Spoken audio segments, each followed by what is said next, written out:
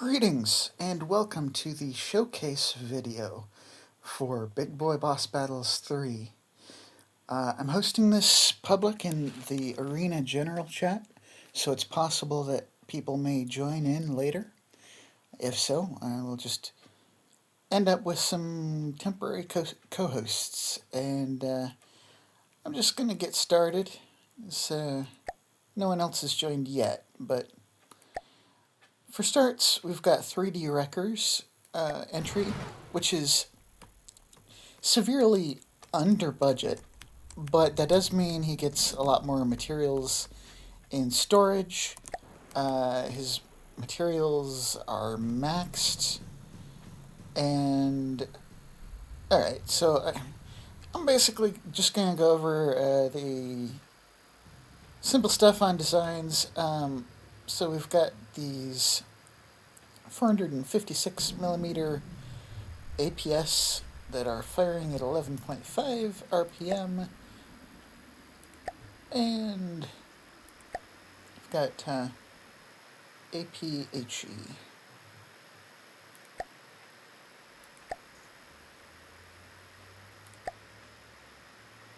And then I think these would be the secondaries, I would guess. I will double check. But there's some pure HE in there somewhere. Probably here.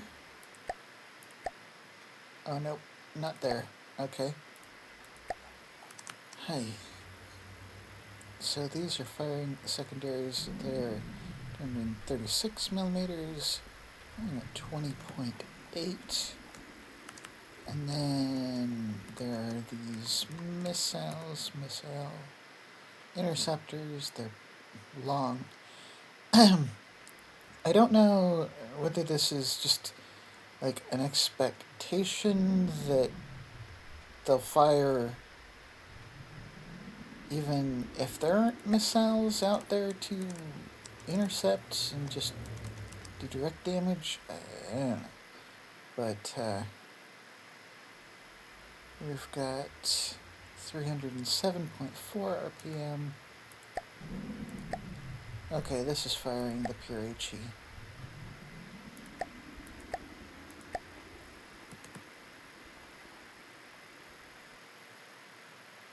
And yeah, it has a tactical hat with basically block spoofing. I mean, it's armor. It's just a big old chunk of armor. Floatiness. And then it has these super thick side skirts that are made of multiple layers.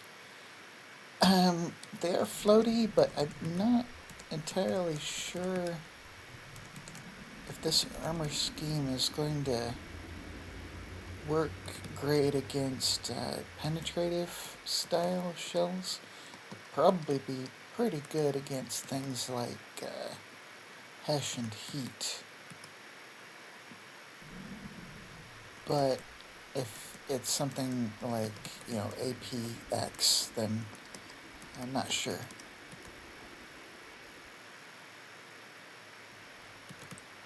Anywho, get a decent look at it from all sides.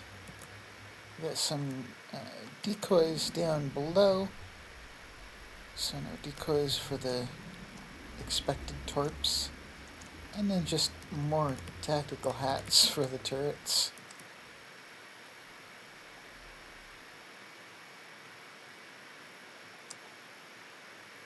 So yeah.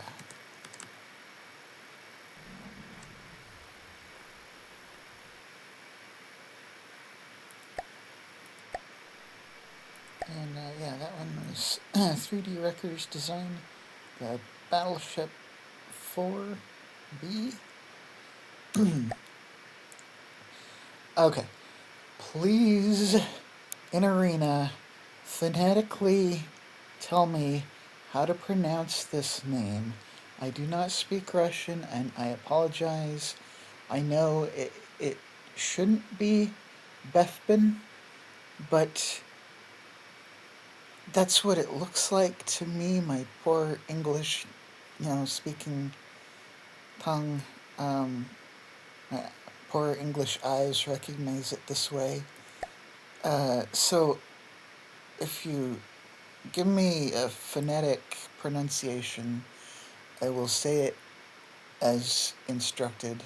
Otherwise, Bethpin is the best I'm able to do. Anyway, we have the Winnie the Pooh, the Wedge flagship, and this thing is the railgun. So that, excuse me, this thing is the only weapon, and it's firing at max RPM at 2400, and this is the expected rail draw for the shell. Each shell, right? It's heavily railgun. And this is the shell. And they are super calf. And each one is tearing through heavy armor at like a heavy armor beam per bullet at 2400 RPM. Yeah. This thing is the more sandblaster than the Sahara. This thing is more sandy than Gara. It is the ultimate in sandblasting. And yeah, it's 100 millimeters. So each one of these shells is going to tear through something like 3 metal beams. But it only has the one weapon. So if this thing, for somehow reason, manages to get sniped out, that's it for it. But it is a front sighter.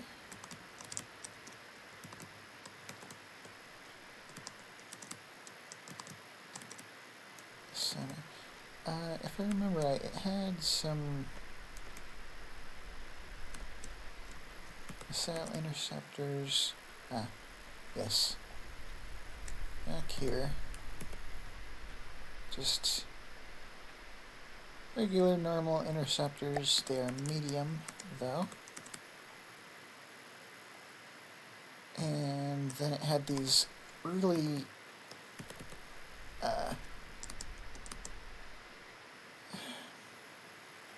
really fast-moving torpedo decoys, sonar decoys, to help confuse any incoming torps. And then, yeah, if you get the joke regarding this, you get the joke. If you don't, you don't. Not gonna go into details explaining, but I do want to show off railgun. This thing is entirely devoted to its weapon. And I mean that. And then power generation for all that rail draw. And yeah. It's low profile, it's a front sighter, it back pedals quite fast, and you know what, yeah, I'm gonna just throw up the entries against the Meg, just to give an idea of what's going to be occurring. And yes, I will go back and do so for 3D Wreckers as well. Here we have the fearsome Megalodon facing the sandblasting of the single turret.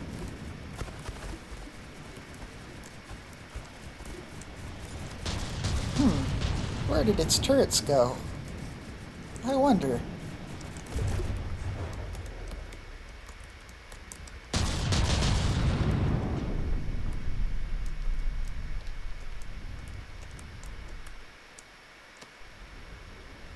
Is the Megalodon dead? Could it be? Not quite yet. Okay.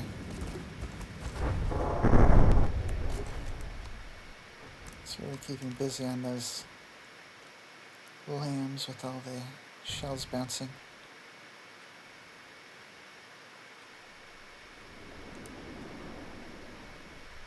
Oh, it was probably, yeah, a little bit of damage from the torpedoes. Well, health below 80% sinking. And, yeah, like I said, this thing also kites really well. So it's heading backwards at a decent clip. Not, you know, not the fastest in the turn, but at a decent clip. And, hey, it is singular in purpose and unrelenting in its goal. Right.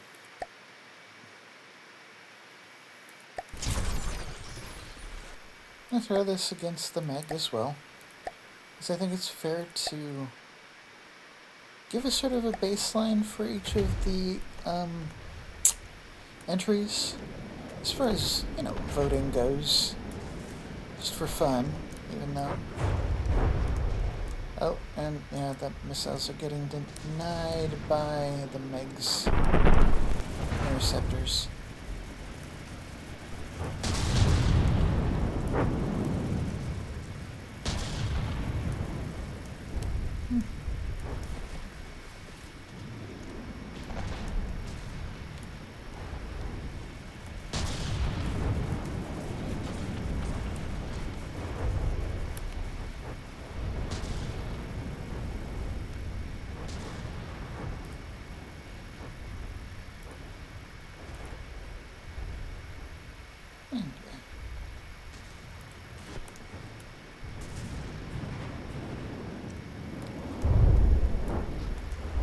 Make sure I turn on screen sharing so people know that I am started.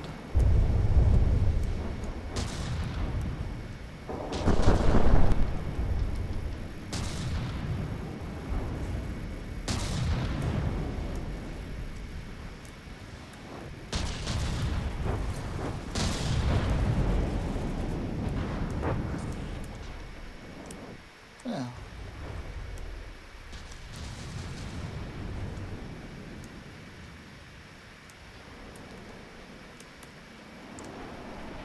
poor BBBB4 is quite massively under budget, but the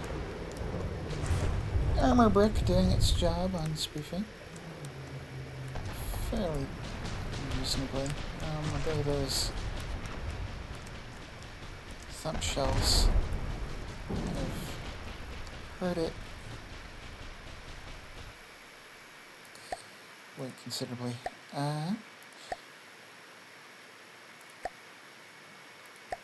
And, hey, we have a familiar ship for some of you. The Drakenslung Hydrofoil War Canoe Mark 2.5 by Borderwise, with some edits made by me in order to make it compliant. Big disclaimer, yeah, there are, like I say, edits made to make it tournament compliant. So, for instance, the speed has been limited down to 50 meters per second. Before, it could go something like 90. the number of weapons has been reduced as mostly in the it had a number of small missile interceptors on each of these turrets. I've changed those to medium where applicable. I had some big ol' decoys here and some large, or I should say huge missiles here. There's no EMP in the tournament, so I removed the EMP protection and just added more armor around the AI. Let's see, the number of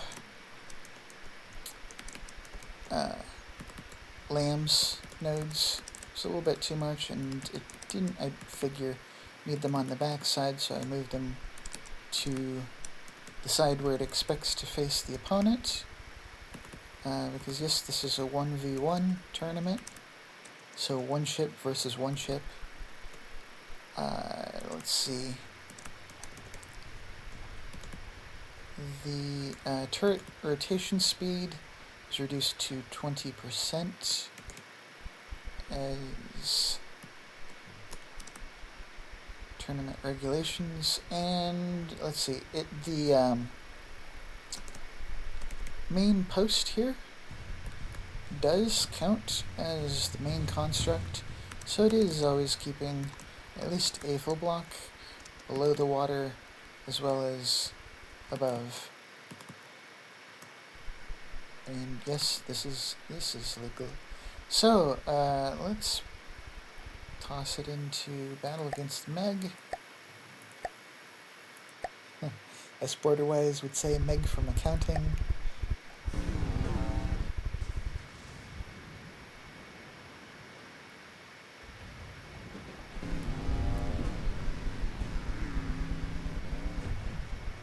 And it still ends up moving at a decent clip. It moves at 50 meters per second.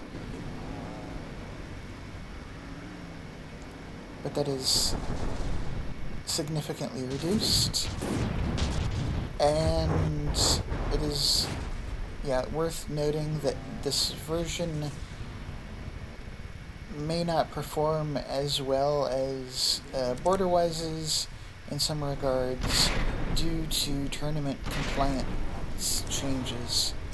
If Borderwise wishes to run any battles against any of the ships present in the tournament, feel free to let me know. I can always pass blueprints along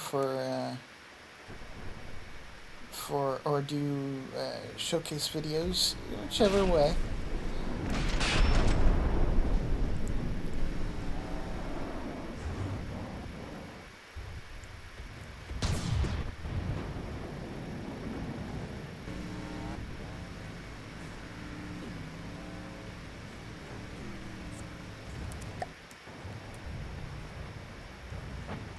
Got the laser frying away. Back turret's gone. Front turret's gone.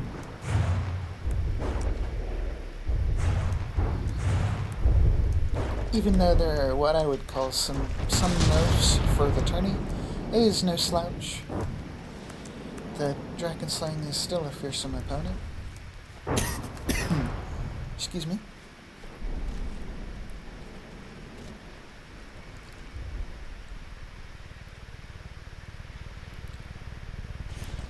And this one is based on the Mark II, just with some changes.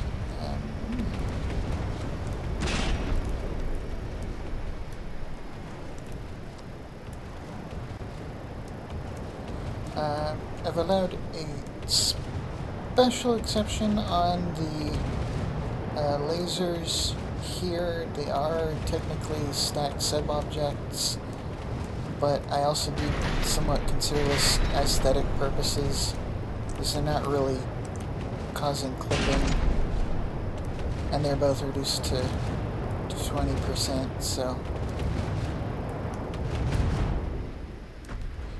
and the fact that I needed to make the changes for compliance.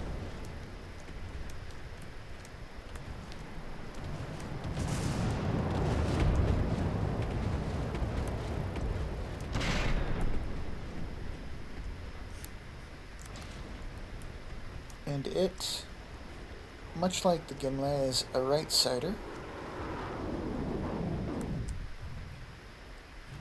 He's just going after the missiles. Let's check on the Meg.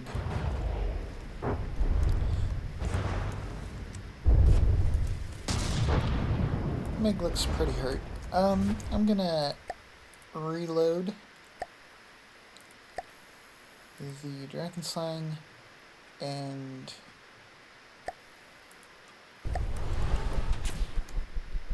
give a...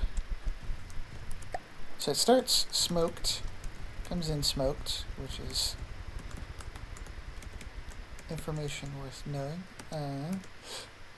Right, laser settings. Right. Stats. Joyful stats.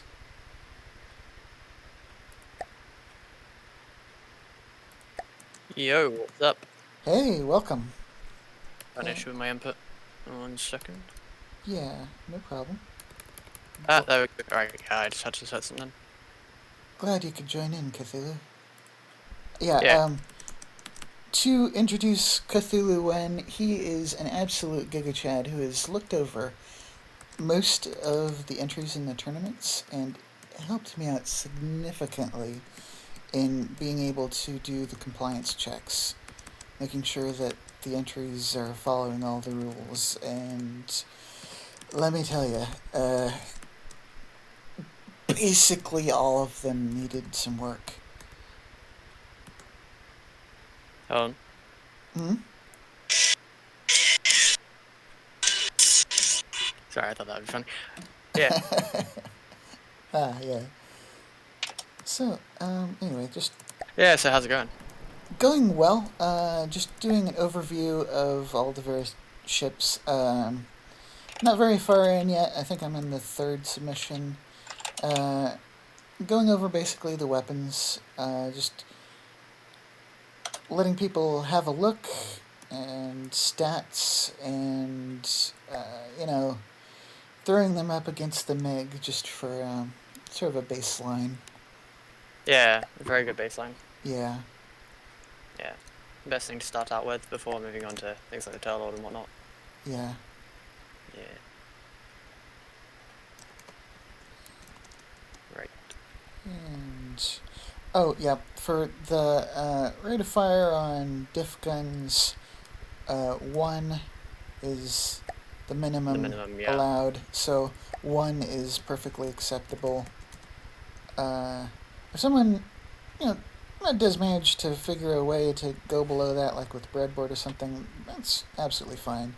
Just, I am accepting a 1 as a baseline for diff guns. Mm-hmm. And we have 500mm diff that are firing these Super Cav Sabo, which do a heck of a lot of damage. Yeah. At a very high AP, so they are, not being stopped at all by stacked heavy armor. Then we've got the cram, of course, and then the main APS in the front, which are firing at 46.1, and I don't remember if these are rails. I should check. I don't remember if the Dragon Song actually had any railguns on it. Yeah, I think one of the versions did and one didn't. I think he might have taken them out because the power generation was like Just seen too as a much, right? hindrance. Yeah, Mm. like if you lost the power, then the guns wouldn't fire. Um, Mm. so And to be fair, the speed had to be brought down, so I reckon you probably could yeah, get yeah. close to the required power this time around, or with the submission. That said, yeah, the speed was brought down to limits. It was going, as I mentioned just before, well, before you arrived. It was going like nearly 90, somewhere around Mm. there. It was Yeah, brought down to 50. way over So the 50 limit. Yeah. yeah, and that's a big nerf for the ship. So this is But it's still quick by oh competition standards, right? exactly, yes, this Yeah. is hands down the fastest entry, being at the maximum that a ship can go for the tournament. Mm. And yeah, these are, what are they fighting? They had a bit of a party mix going on. So A Brisbane show, if you would, right? yeah, not too much. Just a little bit of a little bit of heat secondary thrown in, just for Hmm. a little a little spice added on top of the shell. But Yeah, we love a good spicy show. yeah, it's mostly hash. So uh, I wouldn't call it super strong hash, but it's not bad. No, yeah, Uh, it's nothing to yeah, scoff at. yeah. And then yeah, we've seen the lasers, and it's generally out of the water, so mostly immune to torpedoes. Mm. And then it has this one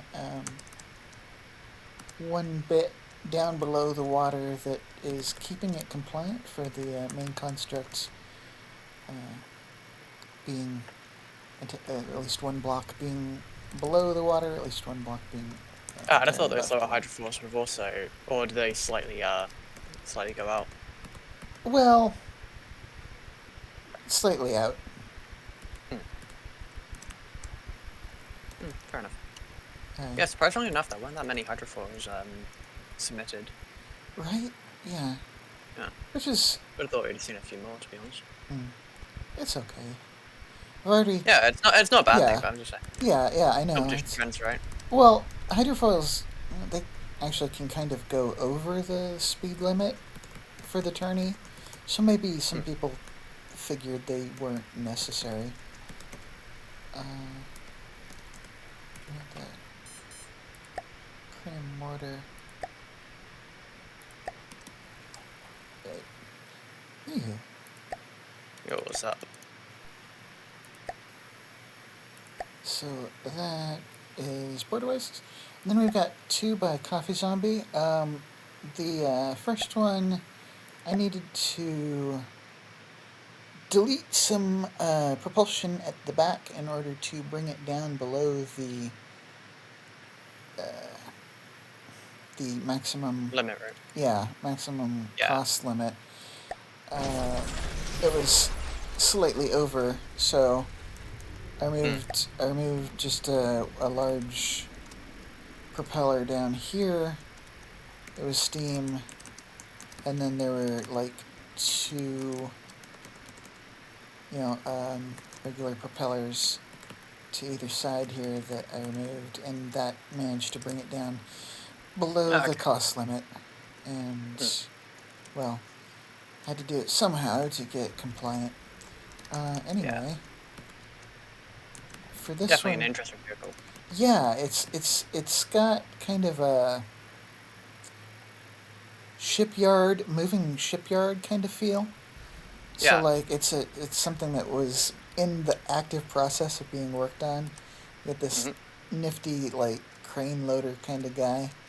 Yeah, I With really like the asymmetric design as well. oh yeah, yeah. There were You don't see it that often, but it's there like, were a number of asymmetric designs this time around. Actually, yeah. with this one, with the Gimli, with Borderwise's submission, Hmm. and Yeah, but I mean, it's. Yeah, I think you get what I mean when I say asymmetric with this. It's like a yeah, standard, like, broadsided, but like very heavily asymmetric instead of just instead of being purely monoside. If I'm correct. Maybe. Oh, actually, I wasn't it not. monoside? I know the Gimli and the Drachenschlang are both right-siders. This one, I don't know. It might be dual side. We've also, of course, got a couple of front-siders, but and then the all-siders. Yeah. Yeah. But it looks like we've got I love some, a good all-sider. yeah, some good old flak Seaways, diff Seaways.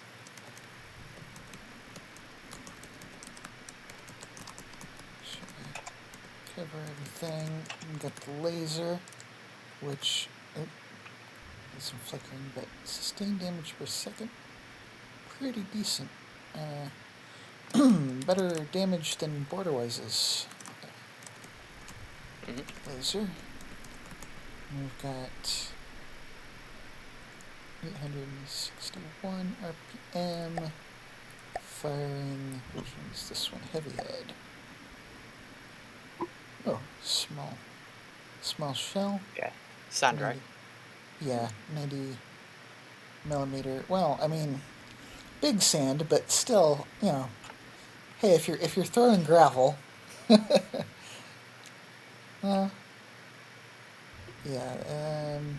not quite enough to take out.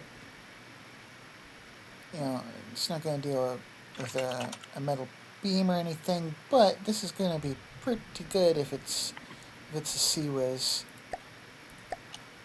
Because that's doing quite a bit against munitions. I just wanted to check here. Sea-Wiz control, yep, that's Sea-Wiz. And oh. Okay. 250 millimeters, double barreled. Thinking of I didn't really test the actual like I didn't actually do any like combat tests in order to test the vehicles. I wanted to leave that up to you, as I wanted a bit of a surprise. So I'm not entirely sure how these things perform in combat, but I'm definitely interested to see how this performs with the kinetic crams. Yeah. That was okay. a very interesting choice. Yeah, and then we have all these Yeah. short barrel crams. Not super accurate, but that's fine. They're just hardeners. They're probably intended to break through, you know, active defenses. Would be my best guess on those. 500 millimeter. Oh, AP frag. Okay. Any rail draw? Actually, yeah, it would be. It's pretty decent frag damage.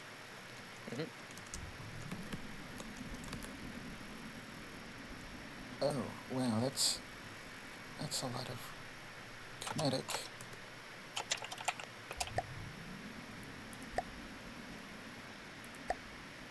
Yeah, I'm not sure if these are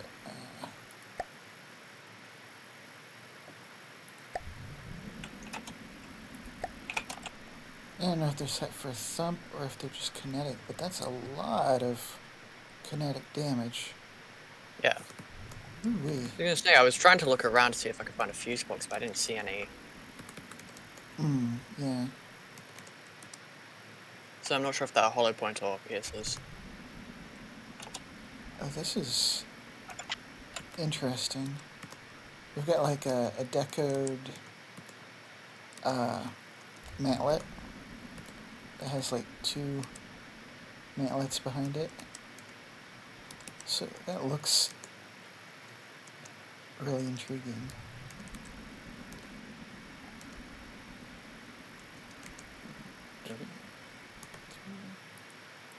What's this firing? It's got a lot of different shells. So this one's heat. Okay, supercav heat.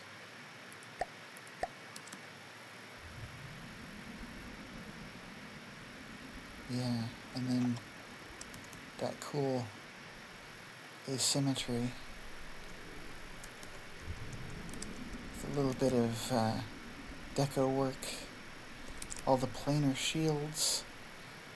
So I think this one's mainly intended to be a left-sider. By judging by these planar shields all on this side. So I don't think it's supposed to be either side. Like, I don't think it's supposed to face opponents from the right. Let's throw it up against a Meg and see what it does. Meg test. Meg test.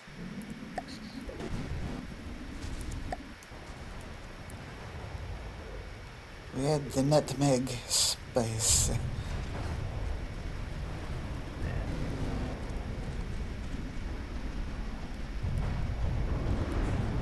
That's a lot of shells.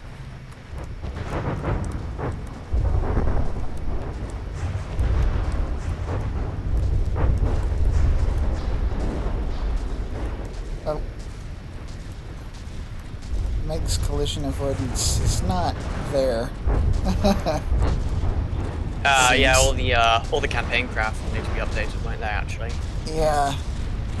I didn't actually realize that.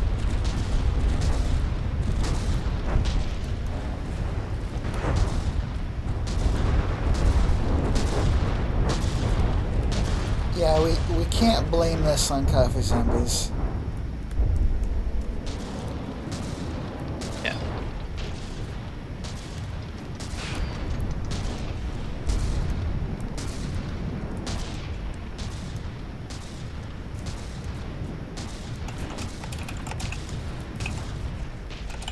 We've got the various lambs taking out a number of these missiles.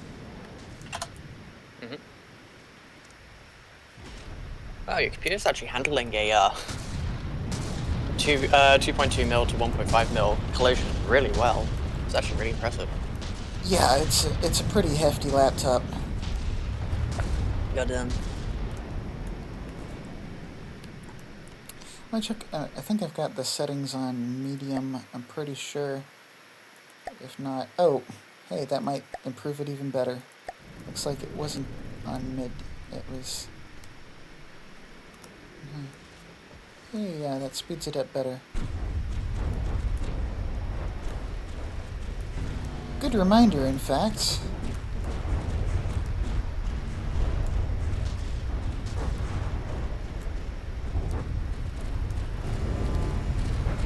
So, if we ignore the damage caused by the collision, well,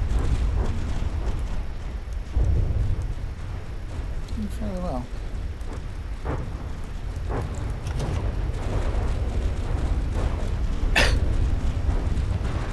Although it seems to be having a little bit of trouble turning. Oh, I don't know why, but it's not propulsing right now. It might have been, like, some of that might have been taken out by the collision. So do you think, I don't know. Do you think we could put out the engine? Part the engine. I'll take it. I'm gonna retry. Just to check.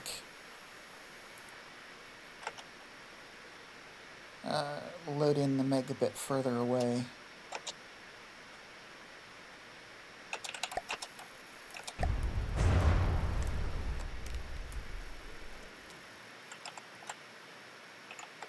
So, get forward a bit, and then,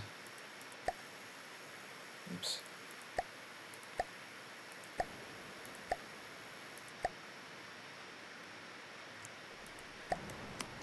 Just to check its maneuvers, and it should end up going right side, or left side, excuse me, turning to the right.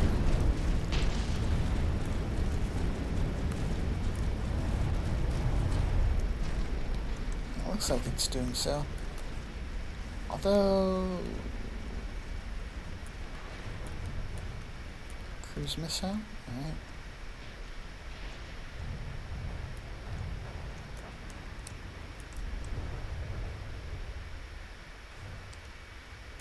Yeah, it's maneuvering like it should. It's just the first time it was a little too close, and the Meg ended up colliding.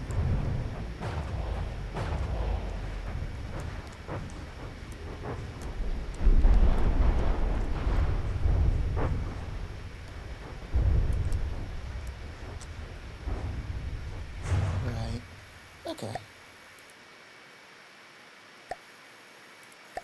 Is that one down? We have two submissions by Coffee Zombie. So the second one is the... Yeah, the matter of fact that they managed to get multiple, like, 2.2 mil ships done in time is honestly quite impressive. Yeah. Yeah, I applaud the coffee. I happen to already kind of have one ready, but I did end up modifying a second one as well. So there are two of us that have two entries in the tourney. And this one, Yeah. this one looks cool. Like it reminds me of The Tower Lord? more like a Cretaceous era, like sea scorpion kind of look. Oh, yeah, I get what you mean. No, Mm. I was gonna say, it really reminds me of the Turtle Lord with the, like, center focus and the extended limbs. Oh yeah, yeah. I see what you're talking about, but yeah, no, that wasn't what I was going for. As description goes, it kind of reminds me of like you know, ancient sea creature. Yeah. But yeah, this thing is a front sider, and these limbs end up kind of swinging out to fire, and they are cram. Just a little bit of HE, mostly hardener. 2000 millimeter, or excuse me, 1150. Okay. 20.11, reload. A little bit of kinetic damage. Honestly, not that much for a cram, but there are a lot of them, so reasonable barrage. Well, good deal both quality. Hey, welcome. Thanks, I wasn't sure if I can talk to your video. Oh yeah, no problem. Yeah, should be fine, right? Anybody that joins in can join in. Yeah, otherwise I would have broke that straight away.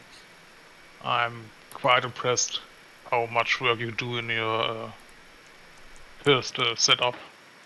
Oh yeah. So checking everything, every single APS or whatever, I'm really impressed how much work you spend. Right. As I have mentioned, Cthulhu helped significantly with this. He set up a spreadsheet with various tournament rule compliance points and where the entries were breaking the rules, and really helped me in getting back to people in a timely fashion.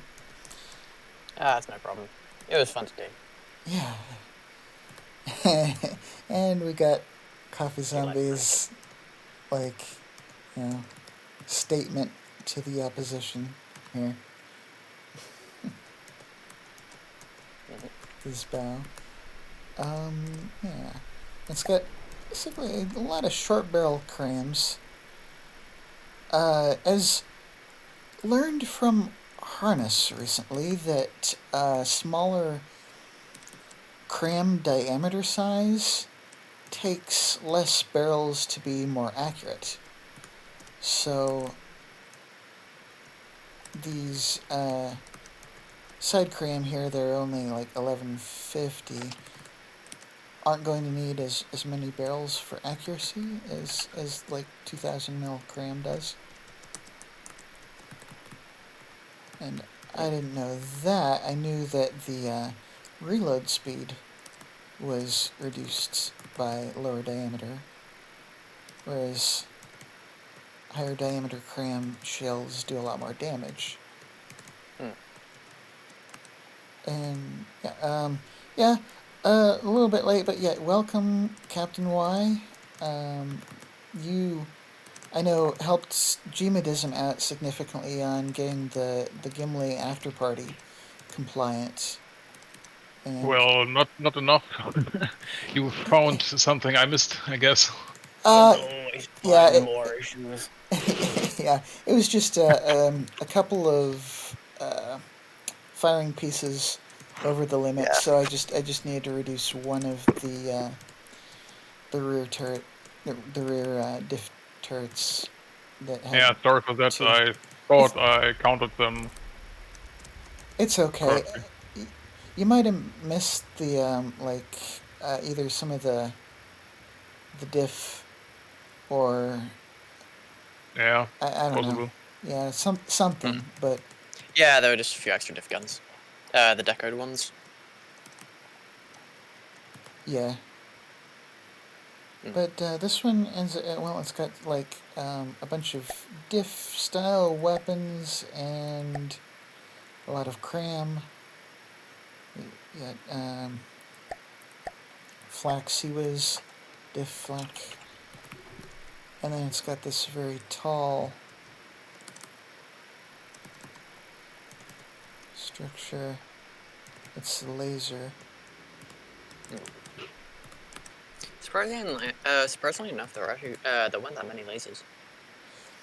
There were a fair amount, like maybe not as many as you might like expect for a tournament this size, but like the people still had lasers, or lambs if not lasers. Oh yeah, definitely. So I mean, there were quite a few craft without lamps, just in general, yeah, or just without laser systems in general. yeah. Something invalidated they are by smoke. So the sustained damage per second is pretty high on this one. 157,000. Yeah. Damage per shot. Yeah, To be honest, half of me was wondering actually if I should have ran a close range laser brawler, but no, I went for the lame option. oh, that would have been interesting to be sure. Although Very there are a number of entries there fairly well protected against lasers. A lot did bring planar shields. A fair amount, brought their smoke. Yeah. And then the fact that there are also a fair number that are largely underwater. You mean to tell me that not everyone got smoke? I'm sorry, I didn't. Did not? Yeah, did not everyone bring smoke? No, I think everyone did bring. I think everyone did shove smoke in their systems. Yeah. I mean, I wasn't Because entirely like, To various degrees. because like that's the thing. I didn't even lightly consider using lasers because they're so completely invalidated by smoke. They are. Yeah. They very much are. They go from one of the best damage per material value to one of the worst. Although it can be mitigated by having a higher AP value. That wasn't allowed but for the AP tournament. Yeah, but AP, it doesn't actually mitigate the effect of smoke. It's the same as any other AP calculations. Adding AP just increases the material running efficiency versus density.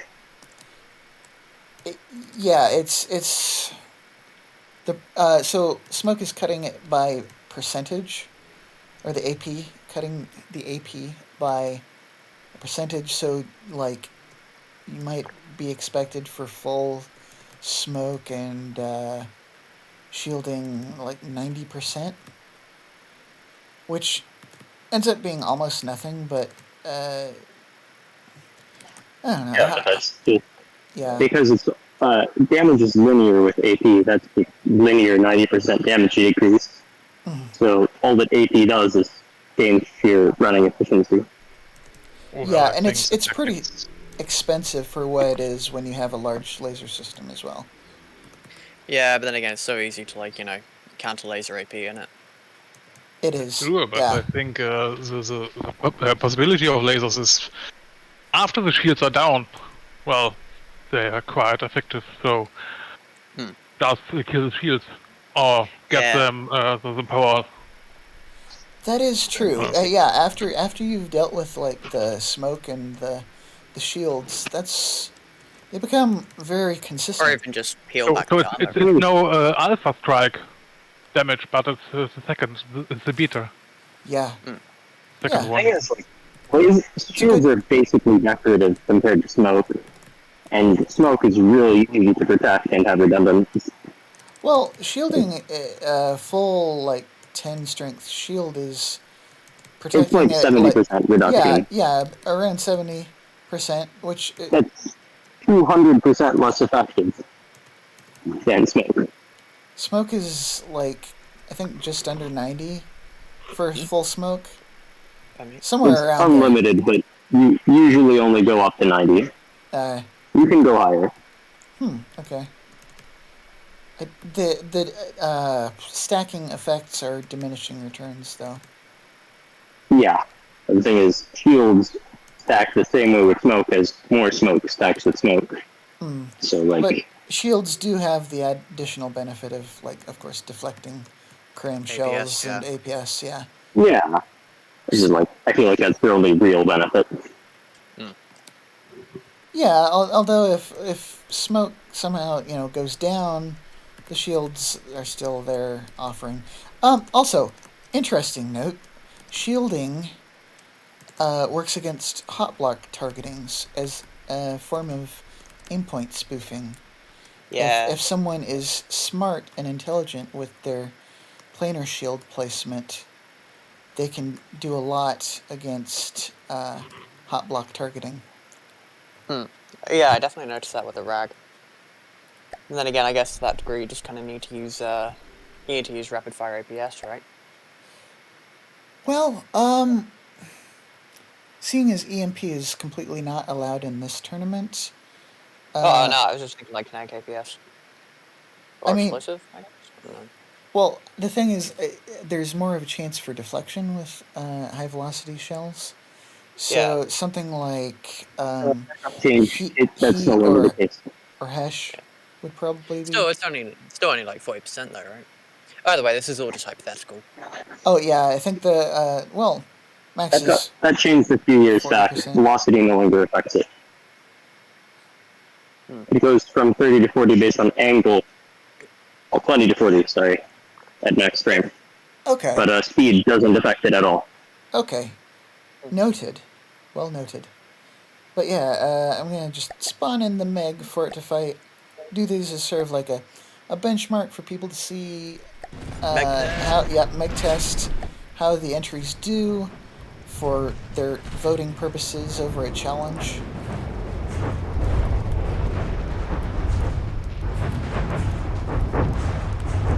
And that took out the entire torpedo volley. Well done with the flak. Well, those are some big missiles. Yeah, those large... I don't know if large or huge missiles, certainly. I think I remember them being large. I think there was only one huge missile on this one. That was was there a drop-down torpedo? No, because that was showing as inactive most of the time. I think it was redwatered to farm specific types of missiles. Torpedoes? I don't know.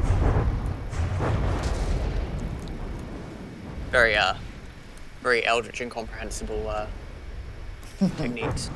Well, the poor Meg has turned its backside and is it's getting fried. Hello, everyone.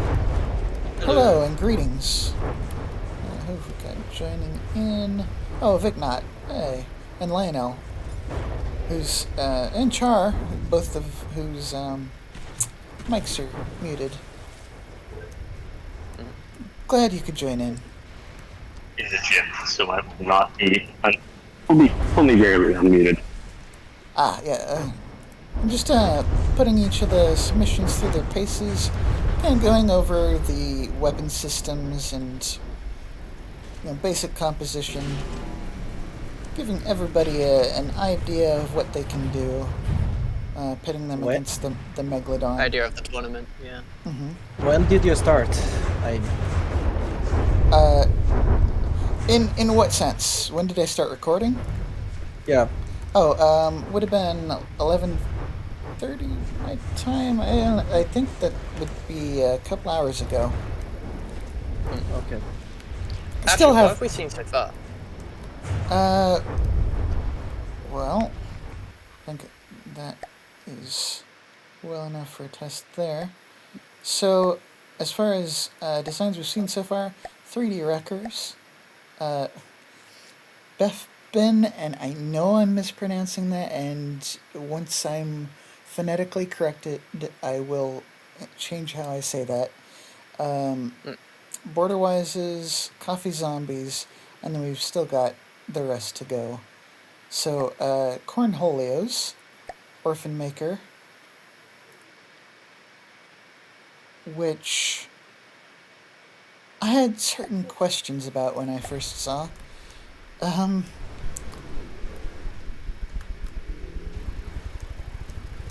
Mostly including, like, these connections just seemed very odd to me. But apparently the end of propeller blades counts as a legitimate connection. And yes, if the propeller is destroyed, they will fall off. Some blocks were falling off. No, that would be the distractions set to fire via ACBs at the beginning of combat.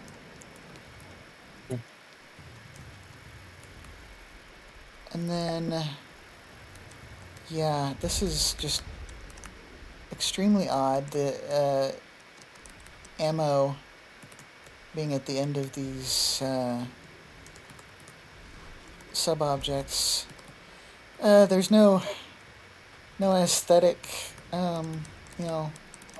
prize in the tourney, so I guess some people decided they didn't really need to bother too much with aesthetics. But interesting in the way this turns using these sub-objects. And, yeah, Cornholio misunderstood what I meant by sustained rate of fire. So he thought that it meant the weapon being able to continuously fire through the entire tournament without running out of ammo, and I meant it as the rate of fire listed when hovering over the weapon like this, which is 6.3. He had them all set at twice the listed rate of fire, which by his calculations were correct, but not what I meant. And by the time it was all checked out and, gotten back to him about it, it was kind of too late. You would need to rebuild the entire turrets because there wasn't room to make the changes. So this is essentially nerfed to half of its original firepower for everything. So if it wins battles, it gets like double the bragging rights in doing so, because it would have been more powerful if it hadn't had to have this nerf. Yeah, and we have Super Cav Hollow Point, and then AP Frag up top.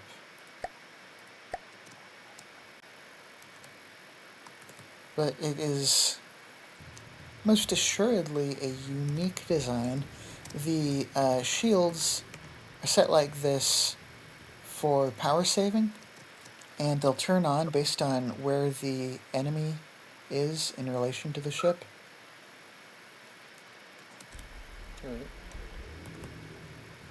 And I will throw the Meg in against it.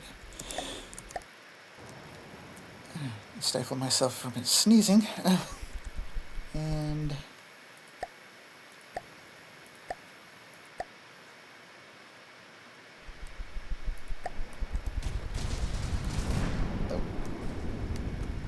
do the Meg test.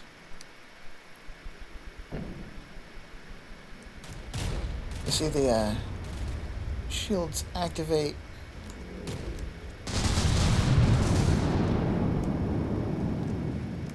Depending on where the enemy is.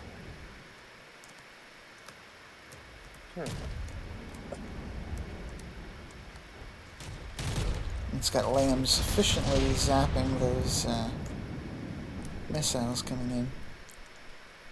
Doing a really good job of it.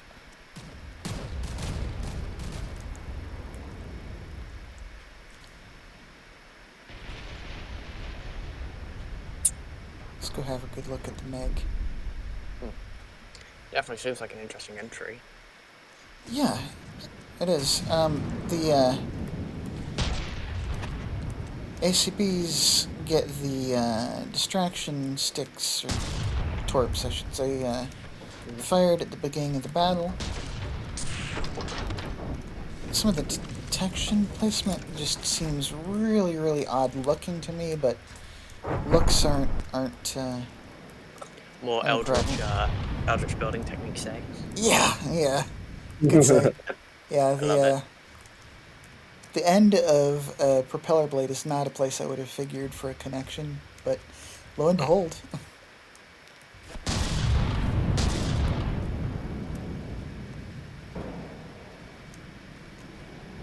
So yeah, this thing would have been firing a lot faster. I've been seeing twice the output from it, but alas and farewell. At least in reducing the rate of fire, the entry makes it into the tournament, so preferable to just not getting in.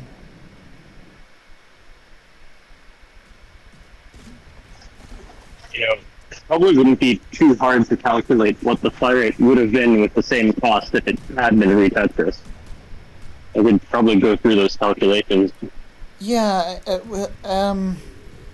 except you would have needed to resize the turrets because there wasn't room for the ejectors otherwise. No, so. But there is. Like, you have to do the Tetris differently, and I understand not having time or will to do that. Yeah. But I can promise you it can be done, and we can do this math. If you send over the blueprint, I might feel... Okay, I don't actually have time for that, but...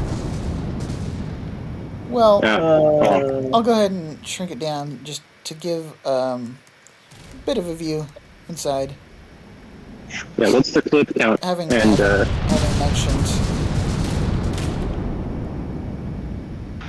Oh, it's 3 clips. Yeah, no, I make these all the time with sufficient clips. It's totally possible. Yeah, it is, definitely is. I built all my weapons on 4 clips. The problem is he'd have insufficient cooling if he made that change right now, which means you'd have to ditch a few loaders. But you can just calculate the difference. Yeah, he didn't really have the will, I think, or... I'm just saying, if you want, we could, like, it'd probably be about 10 RPM instead of 6 or 12. Roughly. But, like, I don't know. If you want to ungimp the design a little bit. Well, what I am willing to do is allow you to ask Korn if he would like you to re-Tetris the guns for him, and if so, it would have to be a kind of a rush job. Then couple days. To be clear, what I'm suggesting is you pretend that he has done this, and you set the fire rate as if he had. Oh, I see what you're saying. Yeah, using math.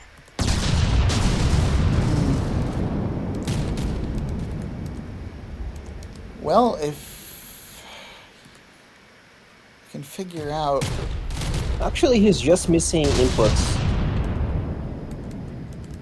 That's why his sustained rate of fire is a little bit low. That's the lower. thing, though. Adding the inputs would increase the cost, so we'd have to ditch something else. Some Yeah, other and it fund. would also increase the size.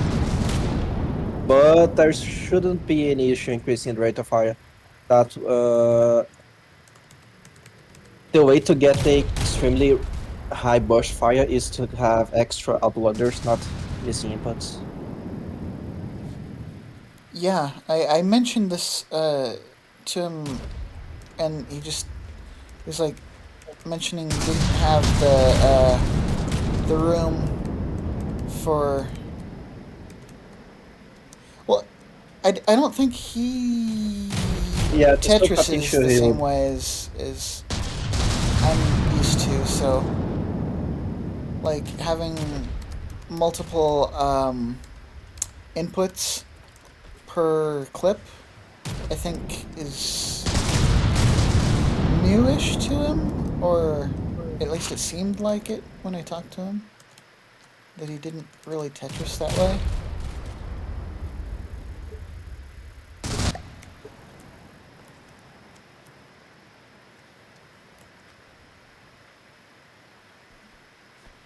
I keep drifting further and further away from the battle here.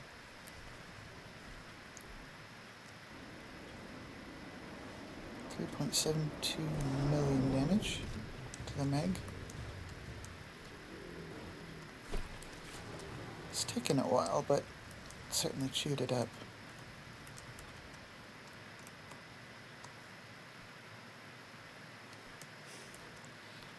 So, you're saying you could calculate it, and how long do you think it would take you? Hello? One, I need to, like, you just send me the actual cost of the guns. If they're all the same cost, and then, the cost of loaders, coolers. Yeah, it shouldn't take long at all. I won't do it right now, though, but, like, once I'm home from the gym. Should, like, 10 minutes, if I brain fart.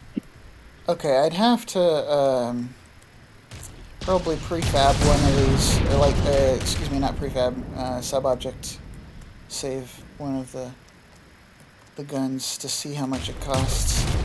Because I don't know, unless I do that. Which I'll do after.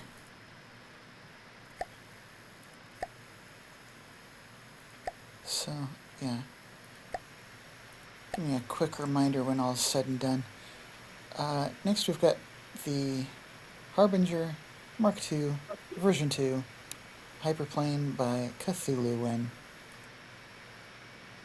who... Let's go. Yeah. Who only had the very, very minor mistake of adding, like, one too many missiles. And, yes, the dagger of a front-sider. Interesting catamaran design. Mm-hmm.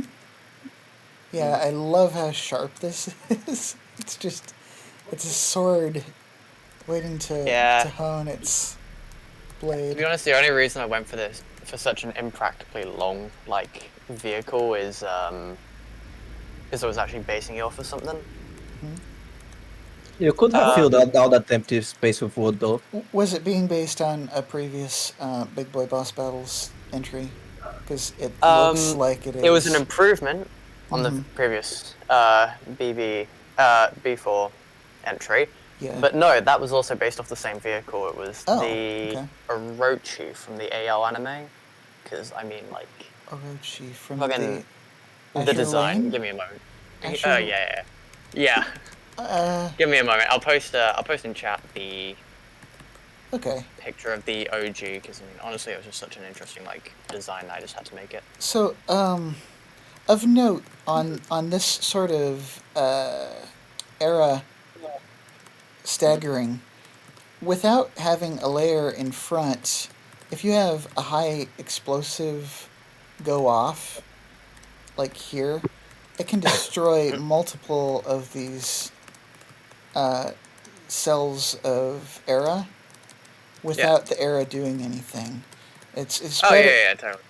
Yeah, it's generally better to have like a layer of armor first that needs to be penetrated before the era activates, and then it's contained to that 4 meter beam area for Yeah, to be fair, future I note.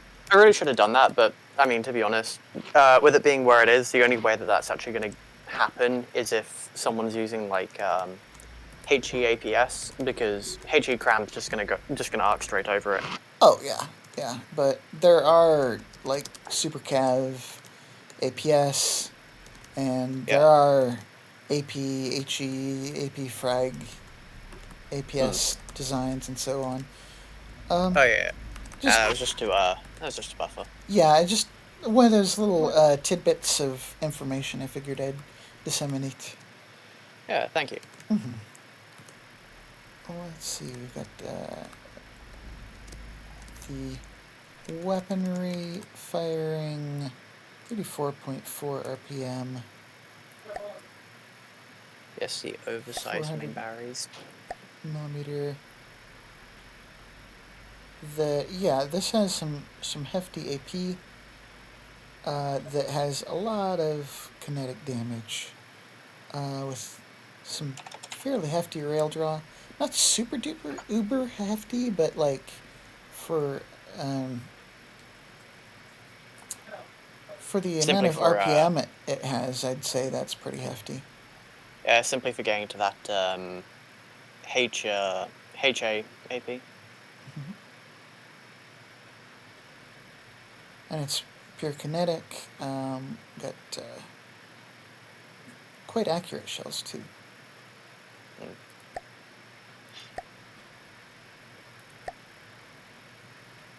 .1 inaccuracy. So yeah, they're going to hit where they are firing at. Alright, did you set up the targeting for any specific type, like cluster or hot block? Yeah, I set hot block. Hot block. So they're going to hit the hot blocks. They're going to be going for shields. They're going to go for turrets.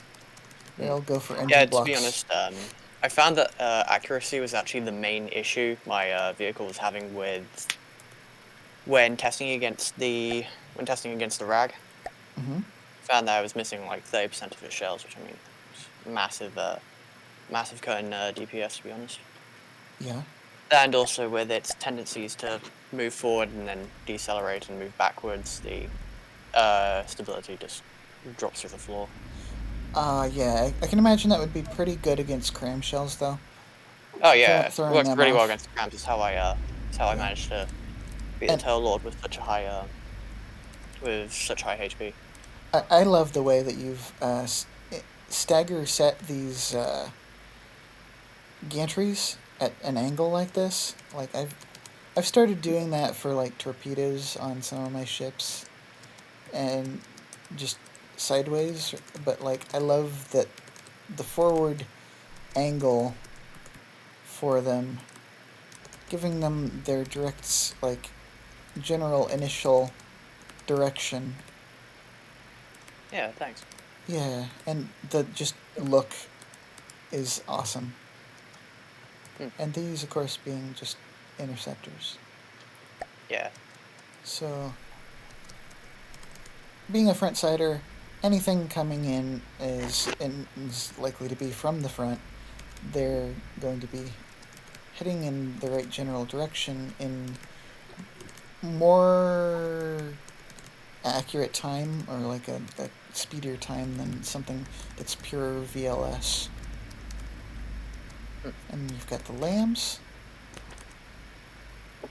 which I haven't really checked on all the ships. Nothing too special. Yeah. I'm not too savvy with my lambs, to be honest. And the planar shielding. And yeah, of course, the like catamaran-ish design.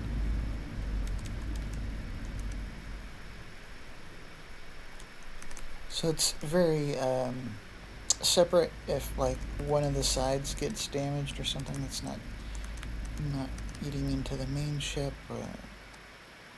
and vice versa. Also, just general looks.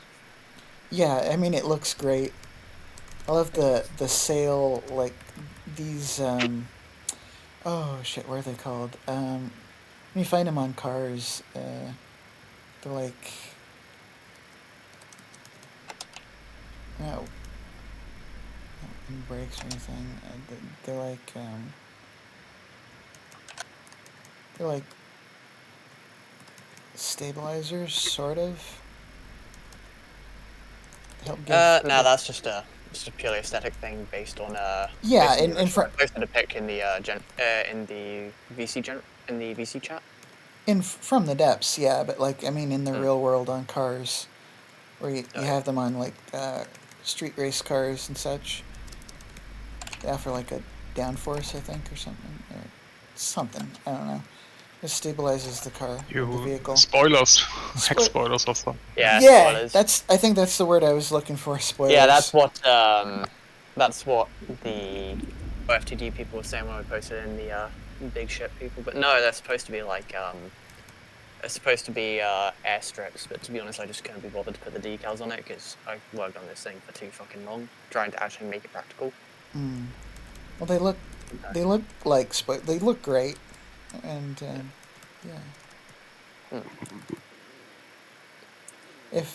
yeah. No, my main issue was finding that it was because it was so thin. Like it often just gets shot in the sides, so I had a lot of work actually trying to get this thing to survive.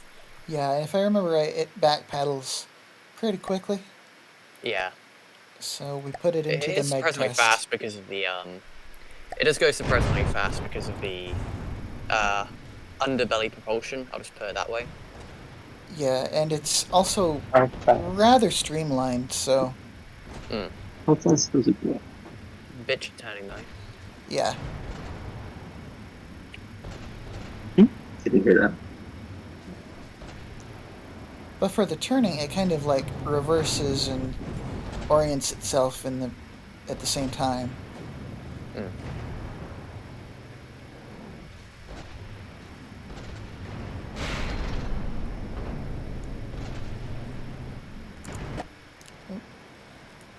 Nice, so far of a jump. I wish the camera and from the depths just acted differently than it does. Yeah, it does have those annoying moments, doesn't it? Yeah.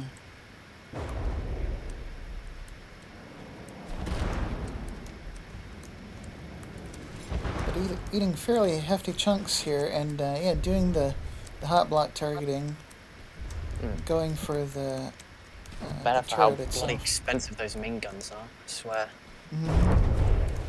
Had to cut them down at least 5 times. Yeah. That's what you get for using railguns. Oh yeah, I know it. I know it is, but like... Rails inflate the price so much. So much. That's the reason I had to only use them for AP. To inflate the AP instead of just maxing that's out. the reason I just don't use them at all. Yeah. Don't blame you. But to be honest, when I was building it, I was still trying to figure out like non-rail assist APS, so I just did what works for me. Inflating the AP often inflates the damage as well, though. So, you know. Yeah, definitely. I was struggling using just standard armor piercing heads instead of standard armor piercing heads and sticking at like 44 AP, or 48, whichever it was. Yeah, I think rail certainly goes farther in a tournament like this, where a design can be essentially over-armored. Yeah. Got the cost, might as well splurge, right? Exactly. Yeah. Got the cost, got the resources. No use holding back. Yeah. Yeah, truth be told, when going for penetrating APHE, I usually go for 40k rail charge. Yeah, no, that is hefty on the rail charge, and those were like 17 something. But they have that they have a higher RPM than most rails do. So, like, maybe 3 times as much-ish as I would expect to see from a railgun like that. Well, I mean, the actual energy usage is about 8.5k a second, I think, because it's supposed to be around about 30 RPM. Might be a little bit higher. But.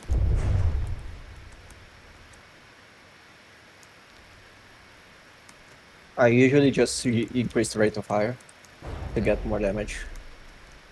Yeah, fair enough. I mean, I did that originally. I swapped from 5 meters to 4 meters in the front turret. Just shoved some turbo in. The rate of fire is pretty decent. I head back to get the exact numbers.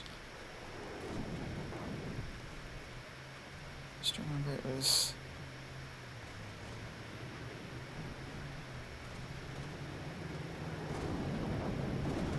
quite a bit better than a lot of rails I'm used to. So 34.4. Whereas I would expect, you know, for 400 millimeters and above, seeing something closer to like 15, probably. Well, then again, they are only 400 millimeters. They're not the full 500. True. Still, like...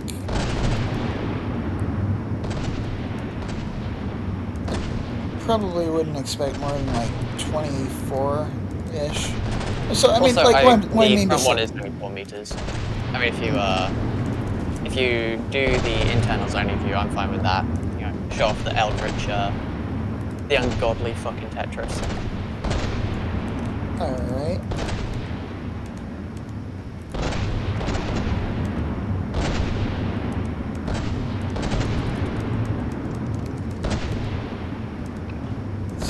Let's see what we've got.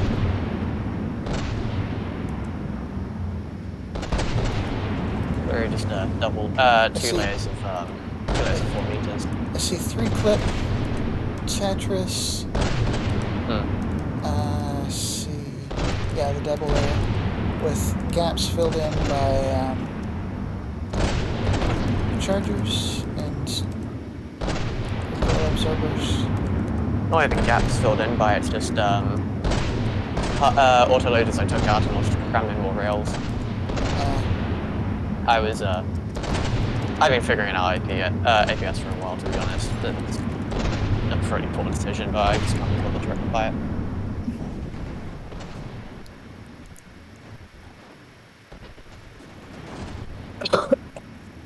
Okay, we got the absolute long boy Sharpie.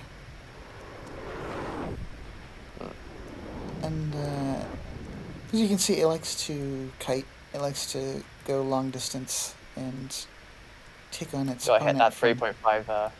Go ahead that 3.5k range. Yeah. And the Meg. Disgusting entry. The Meg is not much above the water. It's been sheared off. Yeah. Pretty much at the waterline. Yeah, that's probably one thing you're going to see. It struggles to hit things below the waterline. It just takes things off the top and just leaves the underbelly. It's not one that's going to be killing. Is that just lack of super cav or yeah, there's no super cav. I use base bleeders in order to keep up the AP. Do you have aim above waterline? I also have aim above waterline, yeah. But, you know, go with that turret targeting, hot blocks. And here we have the AOG After Party Gimli by Gmedism and Captain Y. I cry. Many of you may be familiar with the Gimli. Gmedism has done a number of Gimli Open battles. This is a design that's been modified for tournament compliance. So, quite a few changes made, but still classically the Gimli. If you would like, you can speak on the changes that you made for the Gimli. Captain Y? Primary, we I'll start from the front. unbuilt some turrets to make it in the hold included, so there's no turrets movements. Well, in the same work, we killed a few disguns, and so it is slightly weaker than the original Gimli, but well, maybe if if every enemy is on the right side, it could be nice. If not, well, there are not enough turrets to follow the movement. So if you're quick, have fun. Yeah, this is a 1v1 tourney, so all of the entries are one blueprint. So as long as it can keep them on the right I'm interested side. in a lights left sider against the right sider. So I never saw anything like that. Well, we will see. Yeah. But like it needed a lot of weapons removed. It needed sub-objects reduced. The engine completely reworked. Yeah, turret speed reduction. Did the engines need to be reworked? Well, yeah, there was a lot of work to be done, but it. Yeah, I can imagine. Yeah. It is the after party. As far as the thing that I did, I just had to remove this one to get this one turret here to get the number of firing pieces down. But it's still. Well, it looks similar, but it's well, I think 30% of stuff is changed. Right. Yeah, exactly. It looks similar, but is deceptively different. And it's a complicated design, as I know you can attest to. Wasn't there some changes on the armoring also? I think maybe Gmodism did that, but I think he does some duct armor, as I know. So that should be the change. Yeah, duct armor somewhere. Oh, here we are. I love to see it. Big old duct armor layer, yeah. In front of various vital components. So let's throw this one up against the Meg. Meg test. Yeah. Meg test. I think the weapon complement that's used was also changed somewhat. Like there's what was it? What's it called? Arc ballista or something like that. That there are more of than on the original. There's like 3 of these, and I think there's like 1 on the original. Yeah, he added 2 of the APS guns. Yeah, there's like a pack that used to be up here somewhere that's no longer present. A number of the diff flak weapons are reduced.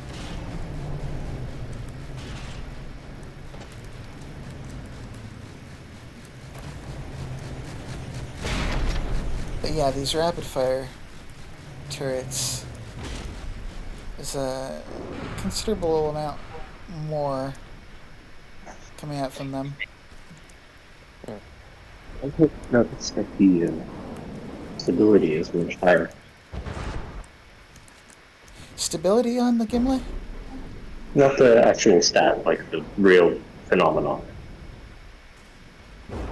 It's not probably, but not as much.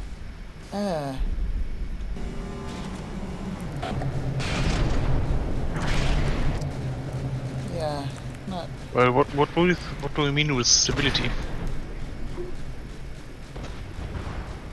Well, the inaccuracy is 0. I see. Yes, sorry, stability. Sorry, English isn't my native. Sorry. Oh. You know, I don't mean that stat. I mean the actual, like its type is not changing very much. Right, like if it was a real world design, it would probably tip over. Oh yeah, definitely. I had some issues testing against the original, and it would like dodge a lot of shots with lower velocities. I just had the issue of my main turrets being blown up by the absolutely fucking huge crams. Then again, you had some like real world battleship designs that were really tall in their superstructure. The Japanese? Well, As yeah. Yakuza, for example. And then, did you mess with the kid? Let's see how the MiGs did. So get over there.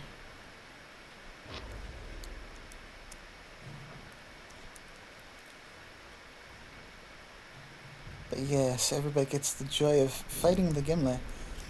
Or a version thereof. To be honest, I tested the Gimler After Party version versus normal Gimler version, and sometimes it wasn't. I can't say which is better. Sometimes the older one wins, sometimes the newer one wins. I don't know. Nifty. Okay. Still couldn't even beat the original.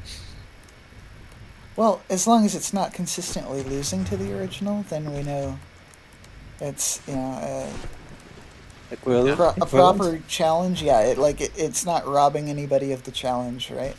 Yeah.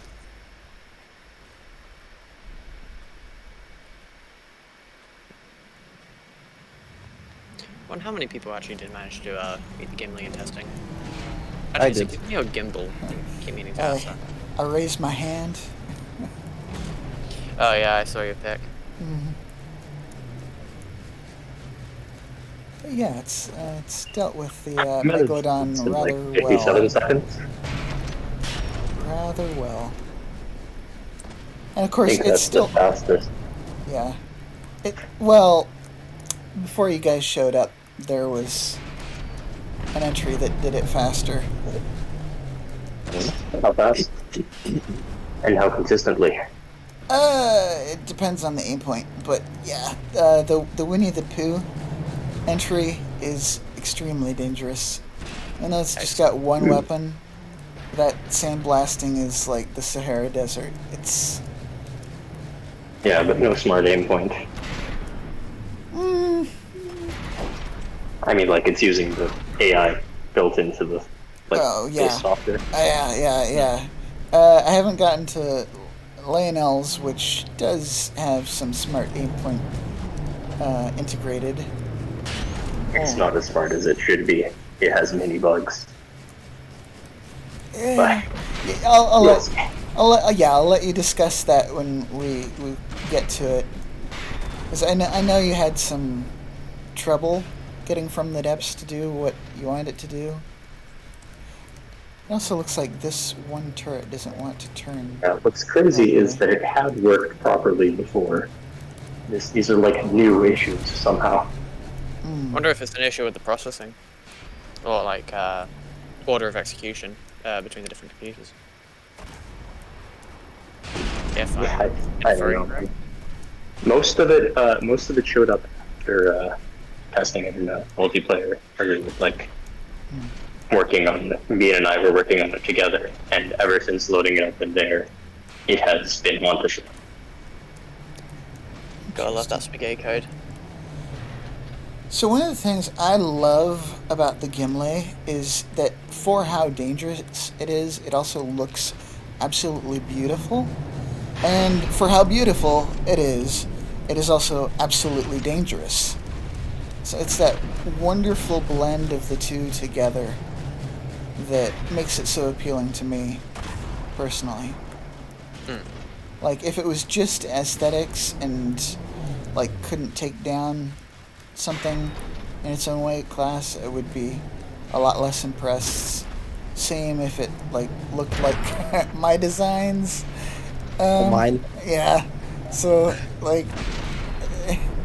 But, I mean, give yourself some credit. I mean, the Cram Mandments. I mean, that was very, yeah, it's creative, I get it. Yeah, it's questionably aesthetic. I mean, it has its own charm, but it's not winning beauty awards.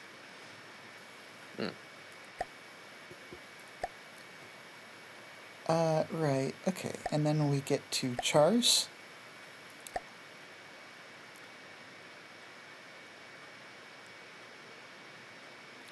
And Man, I love this design. Yeah, it's a fairly, like, simplistic layout, right? So there's not a lot of variety in weaponry, but there's What it does have. a good number of redundancy, right? Yeah. So 563.9 RPM firing. Just really super duper short initial fuse frag. I swear that was heat before. I might have switched it. It's possible, like I say, yeah, that you might have switched it. And then we've got the cram. Hardener and HE. All of fragments. For the stats people to be able to pause the video and look when they want. And then we've got these side weapons that are 55.4 RPM, 120 millimeter. And these, oh yeah, we've got flak. Probably Sea-Wiz, I would imagine. But there are a fair number of them strewn about.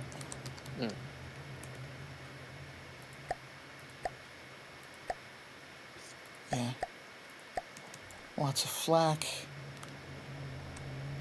And of course you've got the main cram again in the back.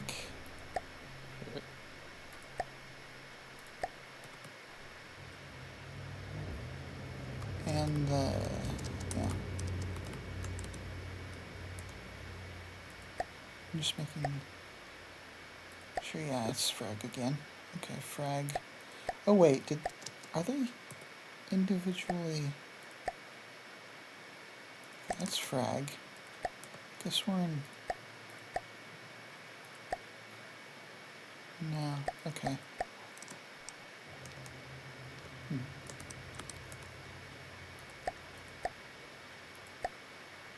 Yeah, no, they're all frag, okay.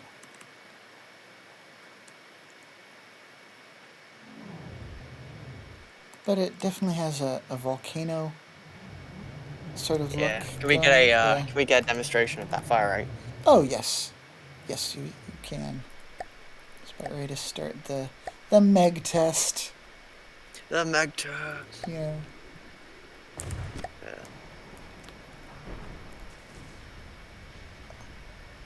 Oh, yeah, you can just see the rain of shells there. Oh, yeah, I think that is quite a bit faster than the original. Yeah, it must have changed it out quite a bit. Switched up quite a bit.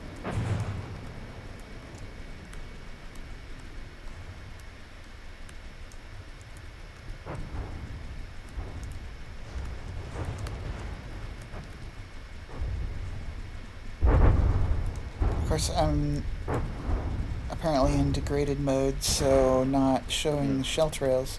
But you can see all of those bullets. Funny number go up in the corner. Yeah. Number go up in corner. Big numbers. And that's a sizable chunk of the meg. The thing is, and the thing is, that's going to be consistent as well, isn't it? Yeah. So this is comparable to Winnie the Pooh, but like it's broader. Like the damage is Also, it's a little bit. Right? No, just sort of either or.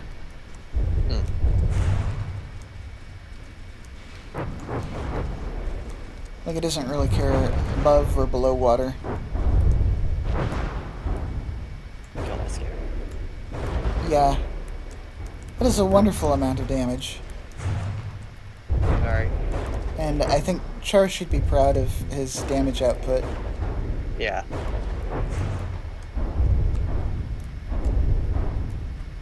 Managed to actually make, Jonas' gun work, didn't he? Yeah. Yeah. Yeah, I mean, it's already eaten up through the Meg to the front turret. Yeah. Yeah, that's pretty terrifying. Mm-hmm. Yeah, especially, I think those must be thump cram, because I saw, like, a whole big outer layer of armor just disappear off that one that hit, so I can imagine it just ripping off big chunks. Yeah. But yes, it's...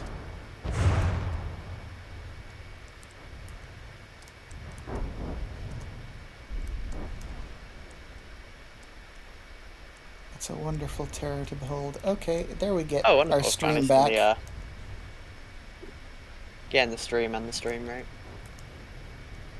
Yeah, we actually can see the shells now with their trails. And the Meg is going down. Glorious. It's taken some damage, but... Yeah, not very survivable though. Yeah, it's very much a glass cannon, isn't it? Yeah, there's several designs like that. Really? Oh yeah, definitely. Yeah.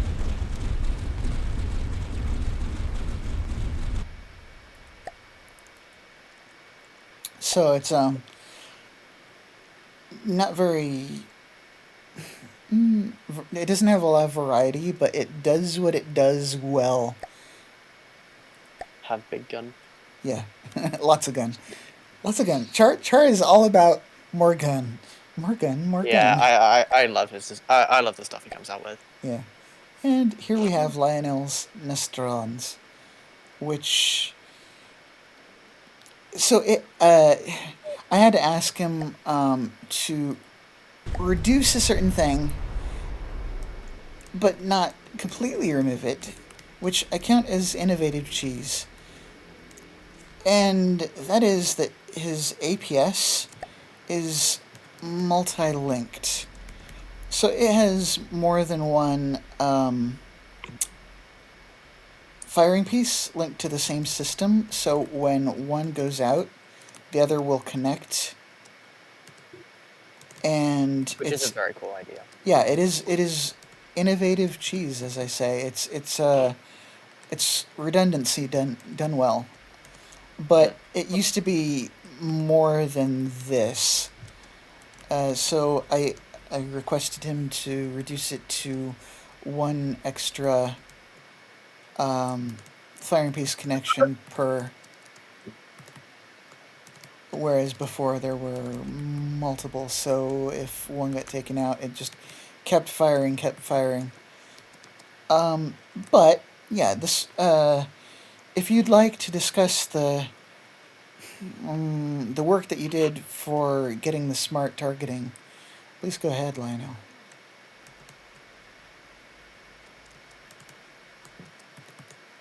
Lionel? I think your mic might be muted. Yeah, your mic's muted. There you go. No, I knew it was you caught me just as I was about to leave, finishing up stretches. So, yeah, no, like not about to leave the BC, about to leave a yoga room thing. So, yeah. So if you look inside the vehicle, you trace those yellow beams to their origin. Yellow beams. Like the glass poles. The really long ones that protrude from the vehicle. These, yeah. Those are visual aids, mostly for your benefit and mine when I was welding over it not working correctly. See that it has in there several ACBs which can be sets of ACBs that can be aimed at the target. And what it does is it'll scan these over the target in a vertical scanning motion and store the data with you in the breadboard. And use this to find basically the largest continuous section of the enemy with no holes in it around the center of mass. It will then aim the gun at that part of the enemy. And the result is that it gradually cuts things in half by drilling a hole right through the middle, then 2 holes above and below that, and so on and so forth, until they are split in twain. Yeah, similar theory to, I forget, it was a Menti-Turney design that used lasers for the same purpose. Yeah, I've done something similar with lasers before. It is way simpler to execute. Like, a lot. And then there are these diff cannons. Just see this. Yeah, they're firing flak. Yeah. Also, I didn't mention it earlier because I was muted, but this is a joint build between myself and Beam. Like, more than half the credit goes to him. Okay. I mostly just did the exotic stuff and the APS. Good shout out. Good to give recognition where it's due. Appreciate that. But yeah, these APS shells are quite dangerous. Frag, time fuse, smartly fused. Yeah, the fuses caused some issues as well. That isn't a new bug. That's not post co-op. That's just the way breadboards work. Yeah. Which didn't get diagnosed until very late, because for most of its lifetime, it didn't need that. Yeah, rather unfortunate, but Lionel was afforded circumstantial time to work through this issue. And then you've got the detection way up here with all the warners and everything. Far, far away from the center of mass. And I'm just going to put this up against the Meg, and I expect short work. Wonderful things. The Meg is not long for the world. In tests against the Mag, it's a bit disappointing. It kills the AI before it can complete it.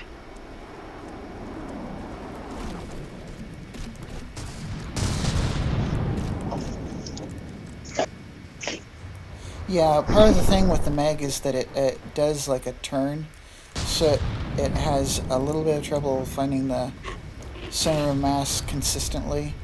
Like it'll try and go through the side and front and the back. But going through the front through a little bit is usually fine. It just results in dealing some damage to turrets. Yeah, but the internal damage here is just scary.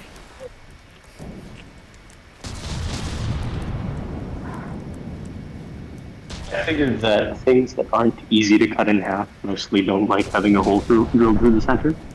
So it's kind of has its own fail-safe built in. Yeah.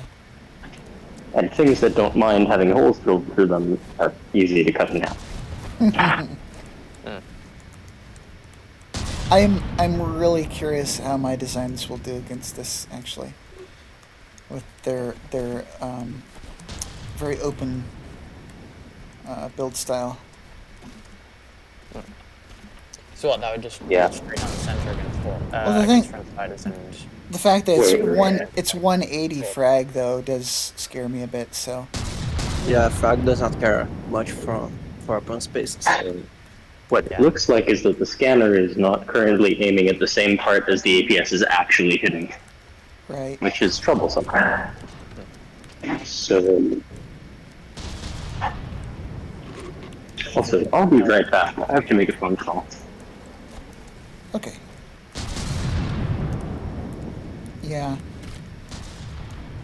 So this is an unexpected result, but it's firing into a hole and not It's too effective. not setting off the shells, which is apparently part of the problem that he was trying to work around. That's a bit of a shame. Yeah, seems so. We'll have to see how this actually goes in practice, but it could be a bit of a hindrance. Then again, having a hole that size through your ship is pretty scary anyway. But it seems like an unfortunate incident.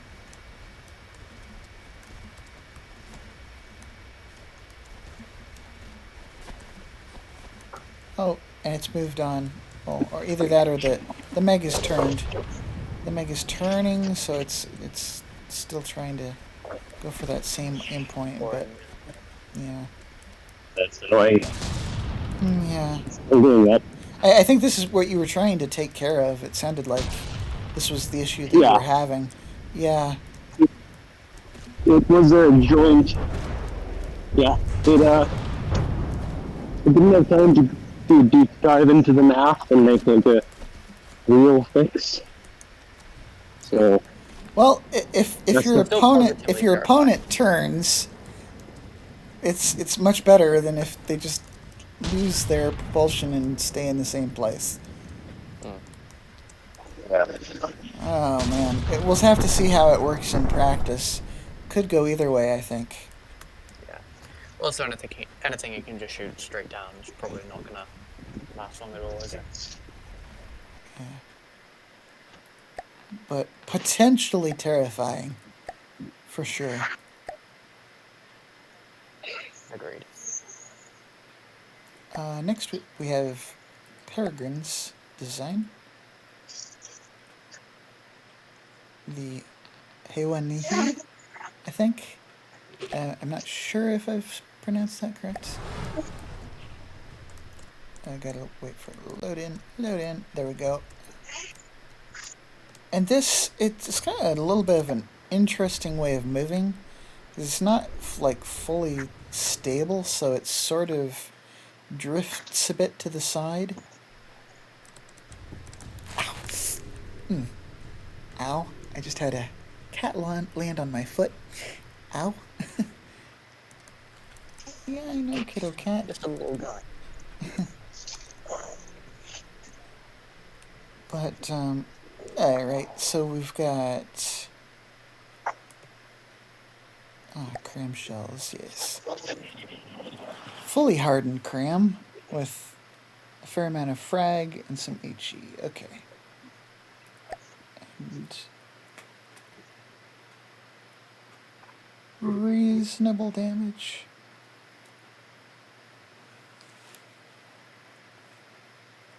I think the redundancy on them is the selling point here, that they're all doing a fair amount of damage.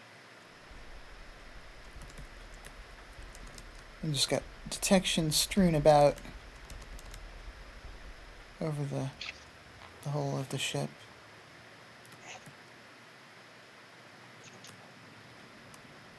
Azzies. And yeah, well, go ahead and throw it into the test with the Meg.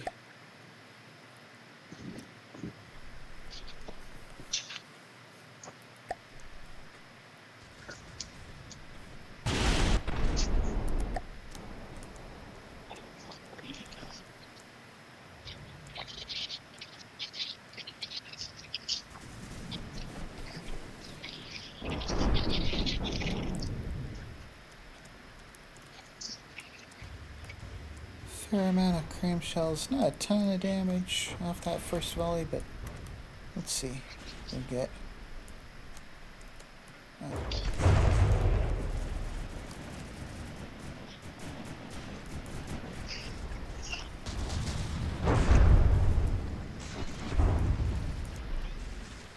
That's not bad.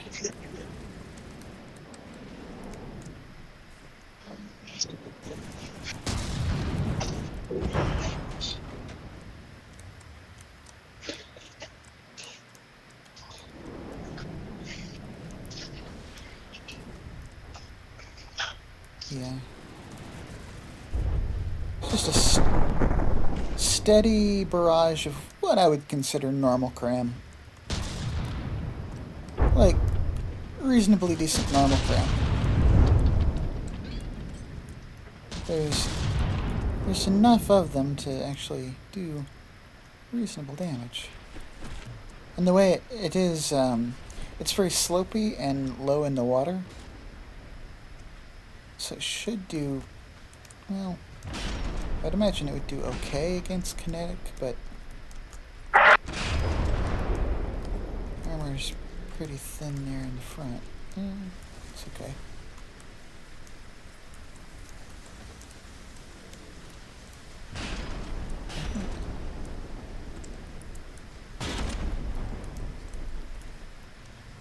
Yeah, this reminds me of like shield that you might like an African great shield, or something you might see in like the old movie for like Tiki Tribe kind of style.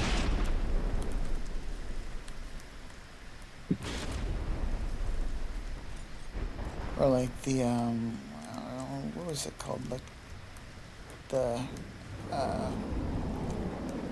Diablo 2, like voodoo priest kind of guy. I don't remember what class that was. Anywho.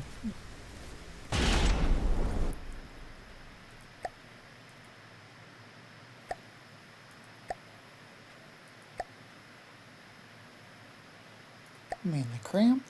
Here we have the Add Aroma by Psychology, which I needed to remove a number of simple weapons from.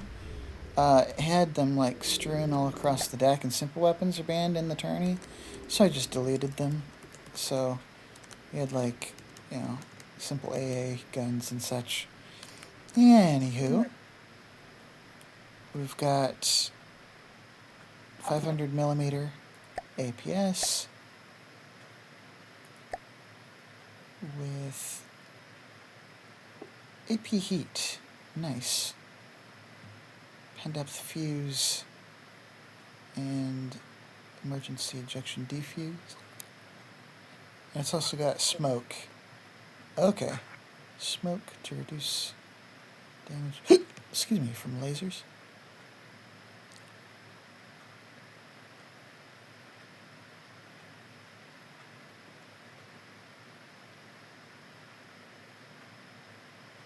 That is a very high heat pen. Yeah. It's really high.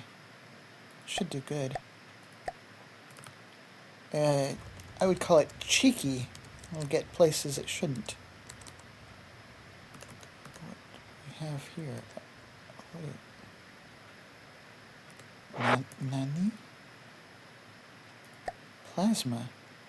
Sneaking some plasma. Okay. Yeah. I'm surprised, given how much the rules sort of heavily discourage it. Yeah, so Plasma was released after the initial tourney rules, and it was fresh off the block. I needed to figure out what to do regarding it, so I went on I erred on the side of caution regarding Plasma, because it was quickly apparent that certain things you could do with Plasma could core out an armor brick in seconds, and I didn't want that with the amount of budget that this tournament allows. So well, I think that I might have gone a little too heavy on the plasma nerfs, but like I didn't know at the time, like, hey, this is reasonable, this is not. I mean, yeah. I mean, even if the rules do amount to basically you can't use plasma, that's not, like, that's understandable. Yeah, but I also did want to give people a chance to try it out. And Matt certainly has tried it out. There are a lot of plasma secondaries here. So damage per shot, 10,099. Of course, yeah, the projectile speed is slow for tournament regulations. And we got here, same thing, 500mm APS. This one is firing, yeah, okay, so it's again AP heat. I wonder if it shell switches. It might. And then plasma, and then, yeah. It's got some mortars in the back, which are mostly kinetic. Got some HE in there.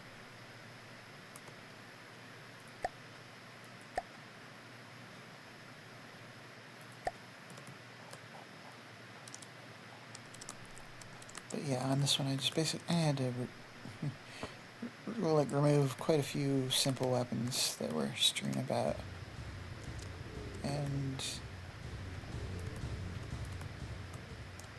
so it goes.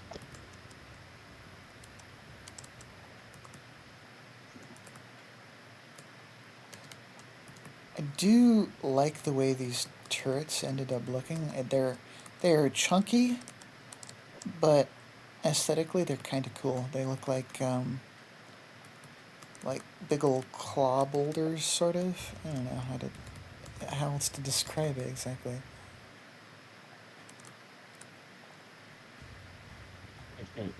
That's right. Hilariously front heavy, like a lot of people tend to think things. Yeah, like it probably would be, but this one's set a fair amount back, and then you've got like more heavy armor. Wait, where's the axis of rotation on those? Let's shrink down and have a look. Yeah, see, that's actually which is well. Yeah. Like it is centralized to the big old circular base. The barbette. I mean, the barbette is thick, so it's like more neck than turret. Well, I mean, it depends on if you count this as turret cap or neck. Like it's really really hard to tell with these turrets.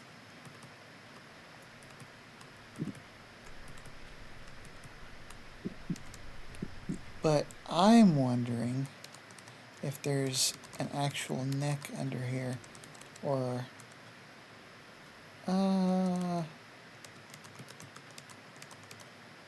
seems like there is. Yeah, there is, at least to some extent. Okay. And then the flaggy kind of front looks nice. And you've got the very pagoda-esque superstructure.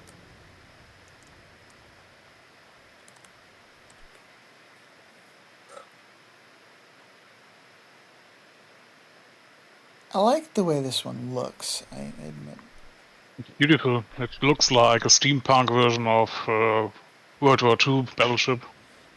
Yeah, it's a pretty good good way to describe it, I'd say. And like, yeah, it's got the added wave breaking smoke that effect you get. I like that.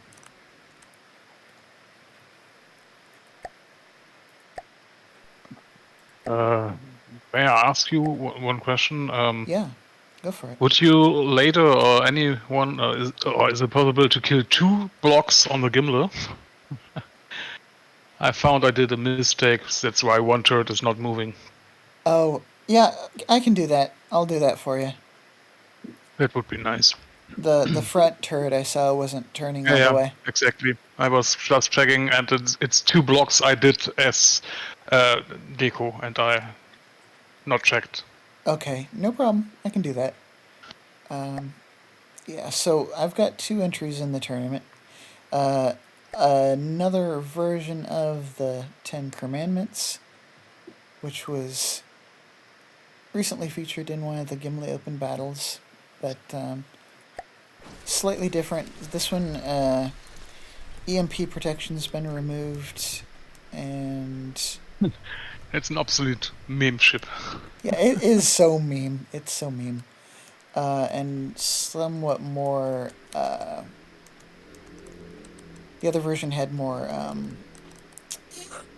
lambs nodes. Yeah. Thou shalt buildeth thy ship out of wood. Thou shalt apply generously of thy cram barrages. Thou shalt respecteth thy lambs as they save thy ass. Thou shalt allow that air and water armor thee. Thou shalt unabashedly confedify thy foes. Thou shalt know thy false idol EMP and denounce thee. Thou shalt hail thy superior form known as the barge. Thou shalt wisely employ thy cram or 1 barrel. Thou shalt provideth not a superstructure to destroy, and thou shalt survive by thy chonk. The 10 Commandments. And yeah, I've added a pleak layering around the outside just to sort of give a little bit of initial protection against things that might not have such high AP. But then, yeah, I've also got a design philosophy that if your turrets aren't getting hit, they're not getting destroyed. So that's the reason for the small cram turrets. If you miss the turret completely, well, you're not going to destroy it with a cram shell or something, right? And yeah, it's mostly wood. It's super duper open. It can turn, but it turns slow. It's an all-sider. It's just trying to survive off, like, air and water and volume. And it does have a really, really hefty lambs system. So the lambs are actually really scary, although their angle is somewhat unoptimal because of like the lip here, so it has some trouble with low angle that gets above the ship and such. But I wanted to be able to deal with torpedoes that were coming in. Anyway, the pumps fill cavities in about 5.1 seconds, and the sustained damage per second, 239,760. But they're set up with limiter that limits them to only fire when they're full, which matters a little, but not a ton. And it is simple. Once again, I've done it before. I will shout out to Knife Coon for the Cram Tetris, which is cross cram Tetris that he discovered / designed, and it is by far the strongest cram Tetris I've seen on like efficiency / power / cost, and just like the generalization of the package, the complete package. So we've got 15 by 15 by 13 cram Tetris. Providing... How is that different from a 6-clip cram Tetris? It is, except it manages to sneak in additional 5, 4, and 3 clip as well. So it's based on like a 9x9 cell that's, or excuse me, not 9x9, 3x3 cell that's got 5 blocks of like full 6 clip Tetris, but it's sneaking in additional clippage on top of that. So it's like it's more efficient than what I consider standard diamond 3D. I was doing that when I did crams on my own design, and I think what's the name? My Menti Battleship. I also did that. Yeah. Like the Tetris that I use for the one punch and the crayon paper is what I consider like standard 3D crayon or 3D diamond. Yeah, the battle schema. That to me is 3D diamond, and that is not as efficient as this crayon Tetris. It's more cost effective, but not. It doesn't give the same kind of power per volume, while maintaining a reasonable cost efficiency as well, which this does. So the stats, as you can see, for a 15 by 15 by 13 cram shell.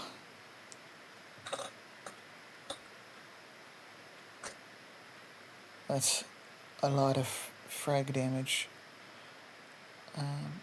Yeah. It could be more efficient if I fiddled with it further. And it's not like at max efficiency, but part of that is to be able to survive lambs and active defenses, of course. Anyway, it is really simplistic design in that the only way this thing is doing damage is with these crayon. And there are 8 of them. Should have been 10, lost opportunity, put too much into the lambs. But my other design, as you will come to see, does away with the lambs completely and gets a lot more firepower out of it. So I've got the Jormungandr class dreadnoughts. I have another version of this ship which I submitted for Project Prometheus, which is a custom campaign being worked on Aquale's Discord server. And you can find like a link for that through Aquale Co.'s YouTube channel for like Project Prometheus. They've been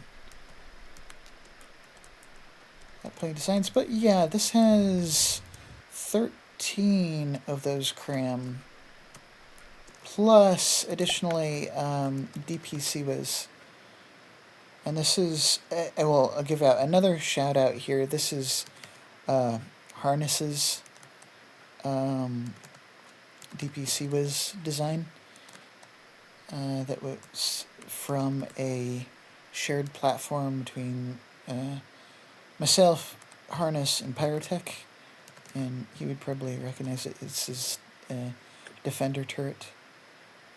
But yeah,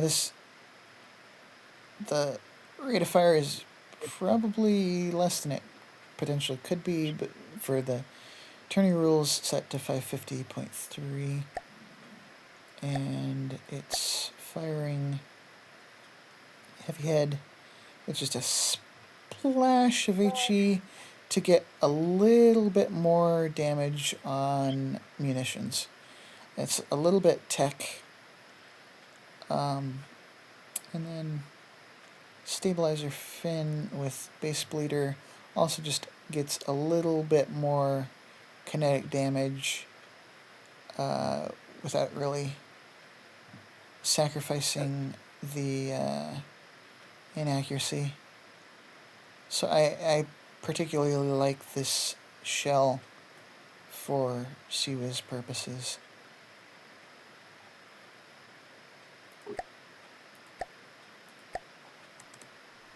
And then it's super redundant, and that's its main selling point. It's chunky.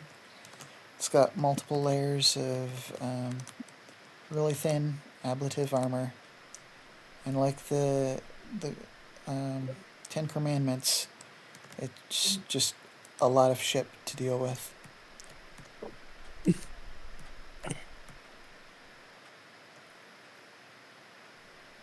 So the AI is set up in like 2 compartments. It's got multiple aim points, 8 of them, in fact, that it will be aiming for with its cram barrages. Sits low and flat in the water, and it's also an all-sider. It does have the one like turret for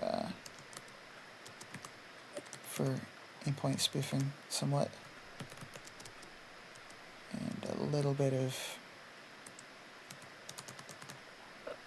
scrambling. But yeah, it's simplistic in look, pretty devastating on firepower. In fact, actually, I'm going to give, total firepower rating on this one, 4,349.89. Where's the mag test? Oh, yes. We can't forget the Meg test. I'm sorry. I forgot that on the last one. Need to do that. Thank you for reminding me. Oh, this one's a bit close. I hope it doesn't run into the Meg. The Meg looks so tiny. Yeah, this one's it's huge. The Meg does look tiny.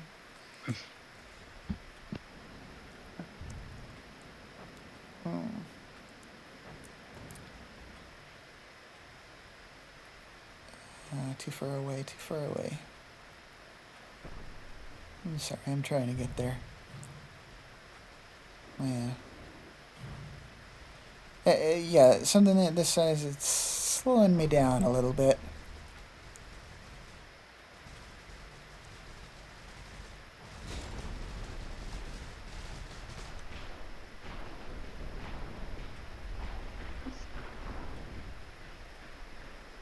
$3.23 million and $2.5 million to the Meg so far.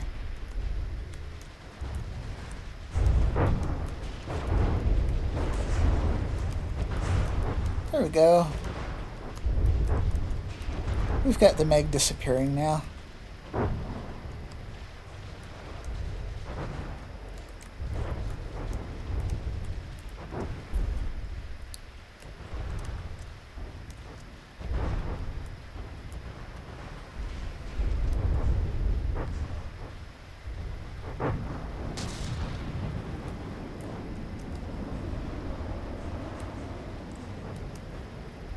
Oh yes, I nearly forgot about the vertical launch. Huge missiles in the back. There are 2 of them.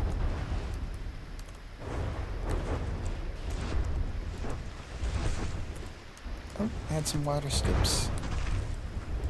But the Meg is looking pretty sad.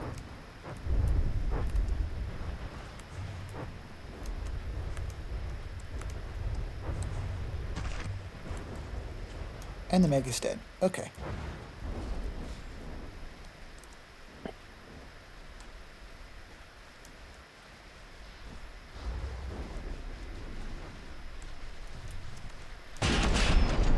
Yeah, looks like the aim point spoofing tower is gone.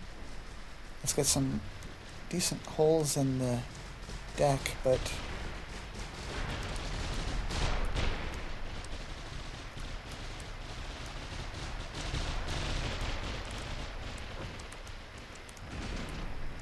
tis merely a flesh wound.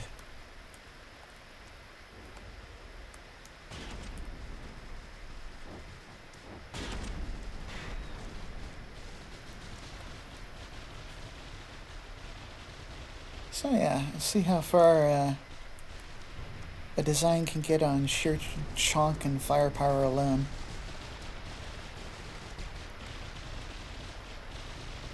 I had a choice to make when I was choosing what APS to do, whether I wanted the DPC was or whether I wanted to go with just somewhat larger hash.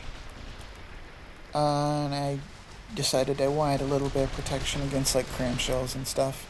So yeah, a single frag shell inside the ship can disable a lot of turrets.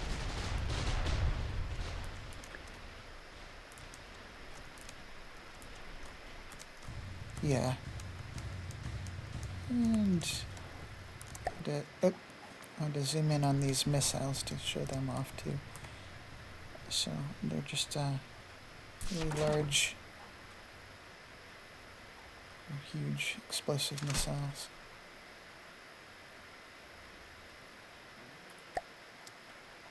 Yeah.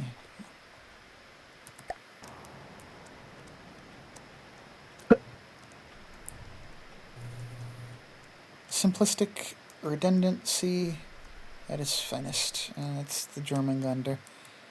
That's not going to win any beauty awards.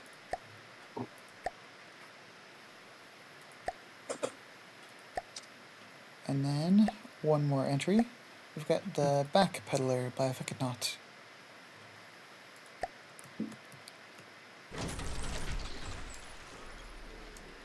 And this one is front sider. It is like half armor. Well, maybe not half. It's Like literally half armor. It's yeah. literally half on the length in armor. Yeah, it's a big old chunk of frontal armor. It really is. Check it, make sure. Yeah, so it's got these APS firing, APHE with the fusing.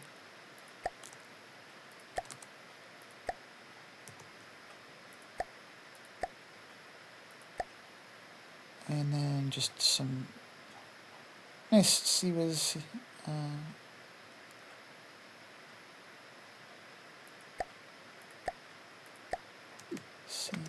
These two on the right are configured for CWIS purposes as well as damage. So they will try to shoot crams and missiles. They have the heavy head for greater damage. The ones on the left are sable heads. They are just purely for damage. Okay. They also have some traces mixed in, so to improve accuracy. Although the barrel length already gets a excellent accuracy on these guns. Yeah, I would imagine so. Like, well, the base bleeder is like puts the accuracy up, but like the barrel length is just it surprises me that you can get this kind of accuracy with a base bleeder, right? So an accuracy 0.0 or 0.07.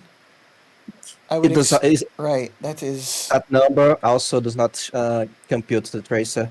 Only if when it fired the tracer, it reduces. Wait, I didn't think these had tracers. I thought they had. They have base bleeder.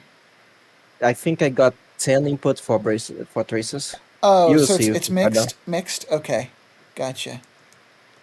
Okay, gotcha. Yeah, that'll help a lot. Even more serious, because why not? I'm confident that I would just win a slugfest contest. Oh yeah, HE. Personal thoughts on HE CWIS over flak CWIS?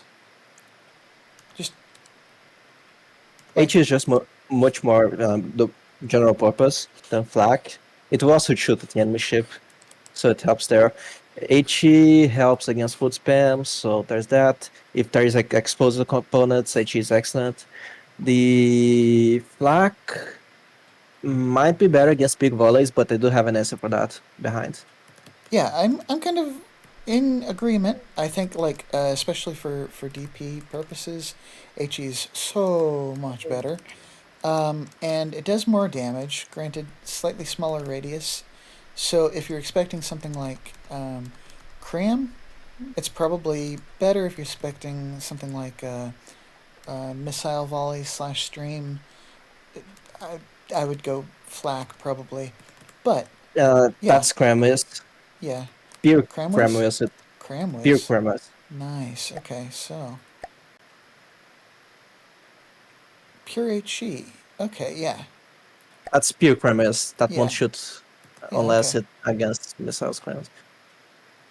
explosive damage, which is yeah, okay, and then got the missiles in the back. Interceptors.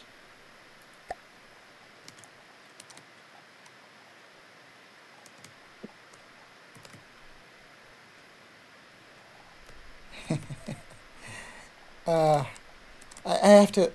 have to wonder how much you ended up spending just on the propellers, though. Propellers are cheap. The more The large propellers are like 560 or something like that. isn't that a single rail charger? I think for a single propeller. Um, 540. Yeah. Yeah, that's a by a 9x9 building, a block. So 3x3 block, 9 blocks total. So a single rail charger is $400. Yeah. And then large 7-meter steam is 1,000. Yeah, Okay.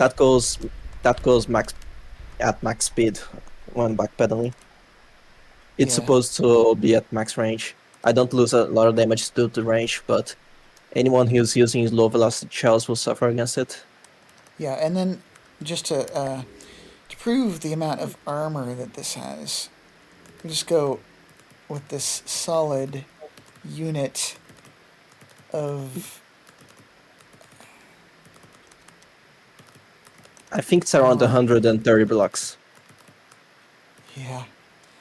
Although, personally, I'm not a fan of stacking wood like this for armor. It just seems so easy to take out with, like, HE, but... It is by far the best armor against kinetics. By far, not even close.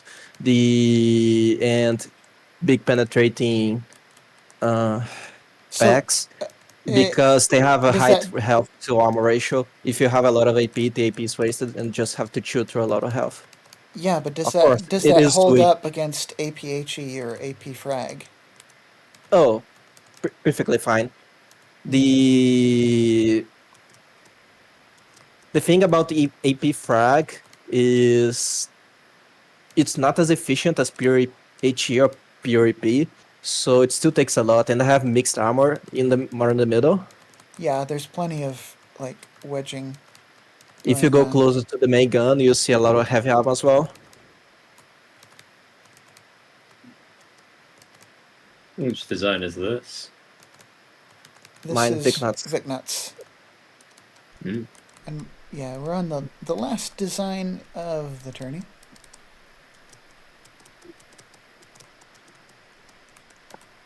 That's like even the water brace frontsider has trouble penetrating that much armor. Yeah, so this is a lot to chew through, and probably the best bet for a design would be managing to arc over it. For sure. Or hit it from the side if somehow they manage to. That's only grams. Can you move your cursor over to the center of mass and then move it like 20 meters further forward than that? Oh, you don't have a. Oh, like further backward. Sorry, forward from the perspective of the other vehicle, like here. Oh, okay, about here. Yeah, here. What were you looking for?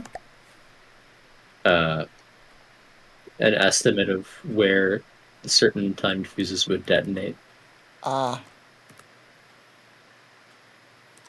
Yeah, this has a lot of armor to work through, though. That's And if you look at the barrels protecting the armor, protecting the barrel is pure heavy armor. yeah. If you go up, I was actually curious trying where the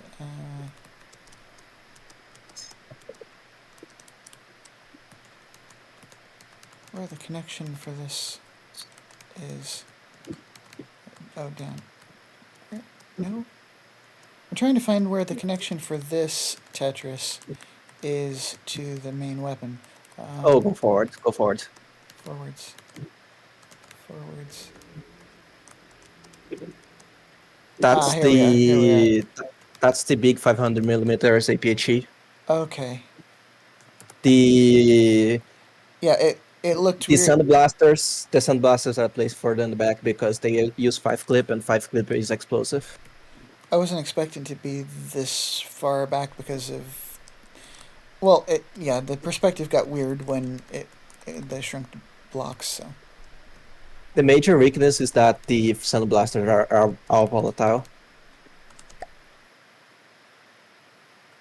But you need to penetrate a lot to get to them. yeah, for sure. Only way to get them detonated is for cram shells, but that's why I invested so much in anti-cram. Yeah, with the That's interceptor like, missiles and cram whiz. yeah, that consistently defends itself against both the Turtleout and the Gimli cram shells, cram barrages, without taking any damage. I'm curious how it would go against the German Gander. I don't know. I thought your ship had little shell HP.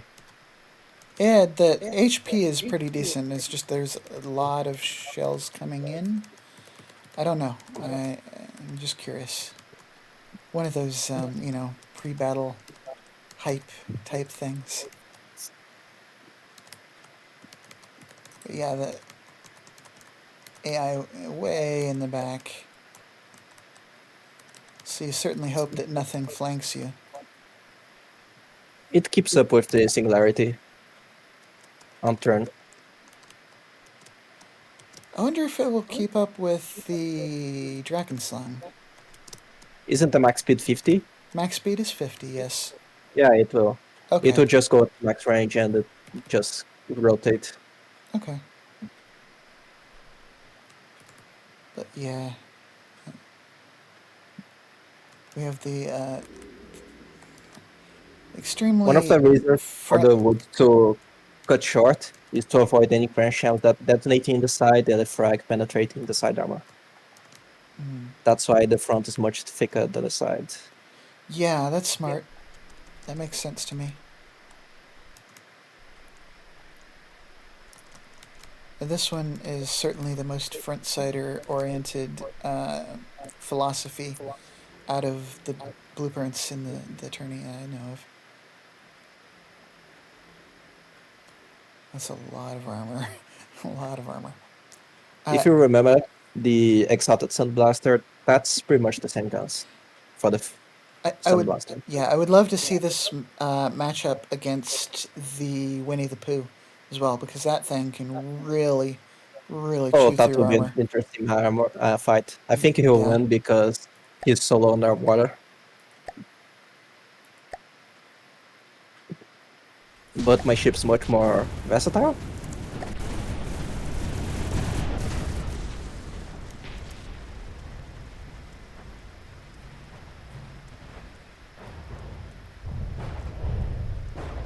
We give it the Meg test.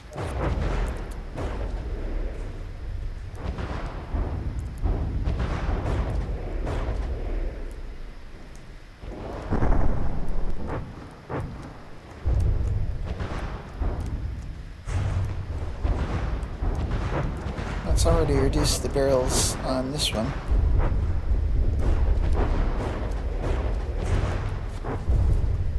I can see it chunking off bits of armor.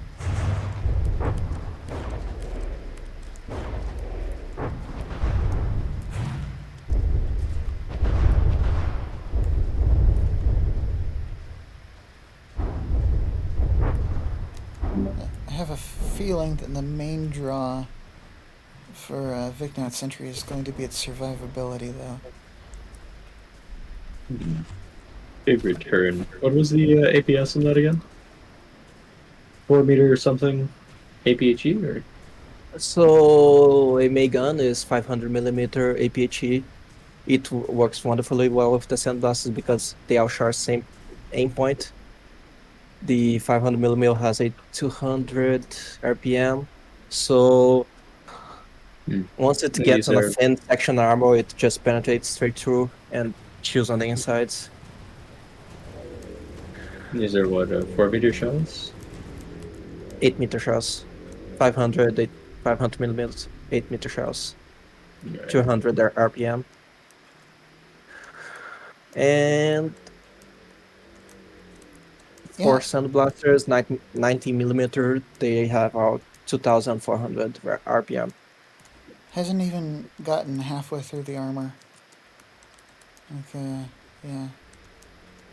Not even mostly a third of the way through. It's just Lechonk block. The Meg is dead already.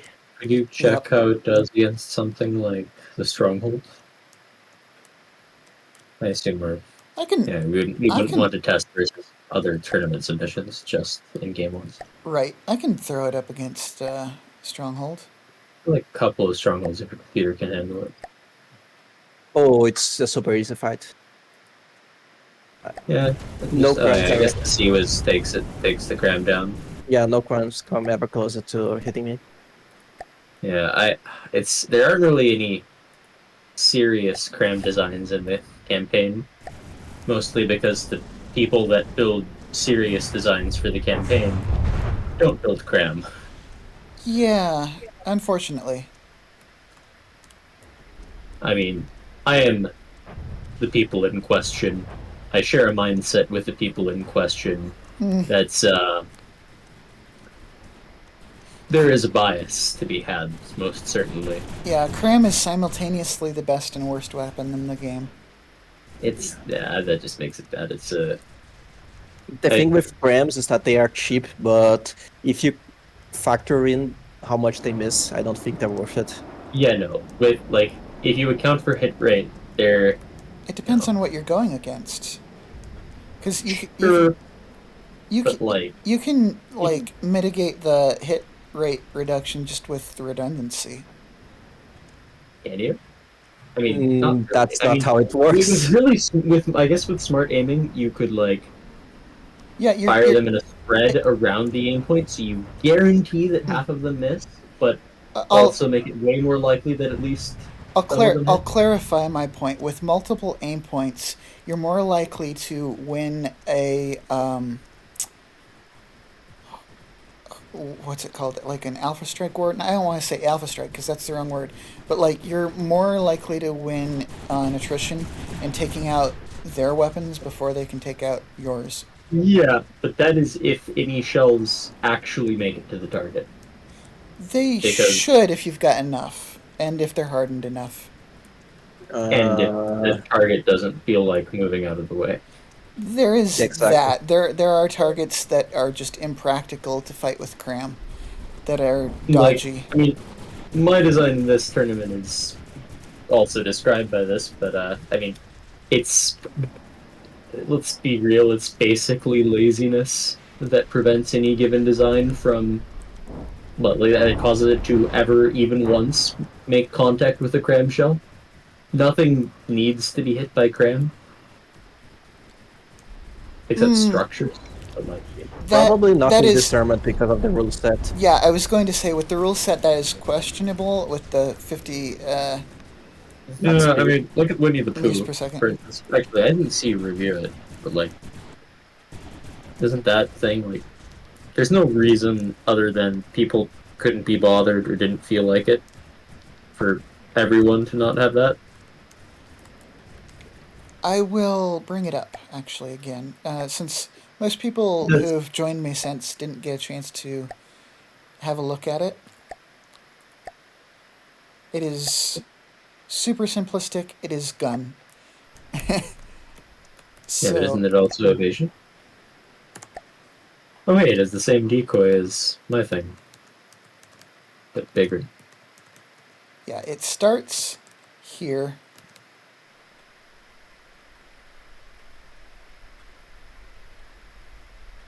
Mm-hmm. And ends here. And shell is just standard Civo solid. I believe something like that. It actually is enough to take out a heavy armor beam with one bullet, and it fires at 2400 40 RPM. per second. So That's it so is. ineffective without using a chemical, Yeah. not chemical gunpowder. It is pretty scary at chewing through armor, though. It's like the sandblasteriest sandblaster. Oh, for sure, but And yeah, But that. like, can we see it? Like, it doesn't have any Civos, right? it does not. No, Let's see it versus a stronghold. right. And put the stronghold in like God mode or like in Grand Vehicle. You feel like I'll throw in a stronghold, but like I'm not gonna put it in God mode. No, I do want to see the damage on both sides. Like, yeah. like that started really close and it's still barely hit. Like I said, there's no reason, or there's no real reason to ever be hit by Graham. It's optional.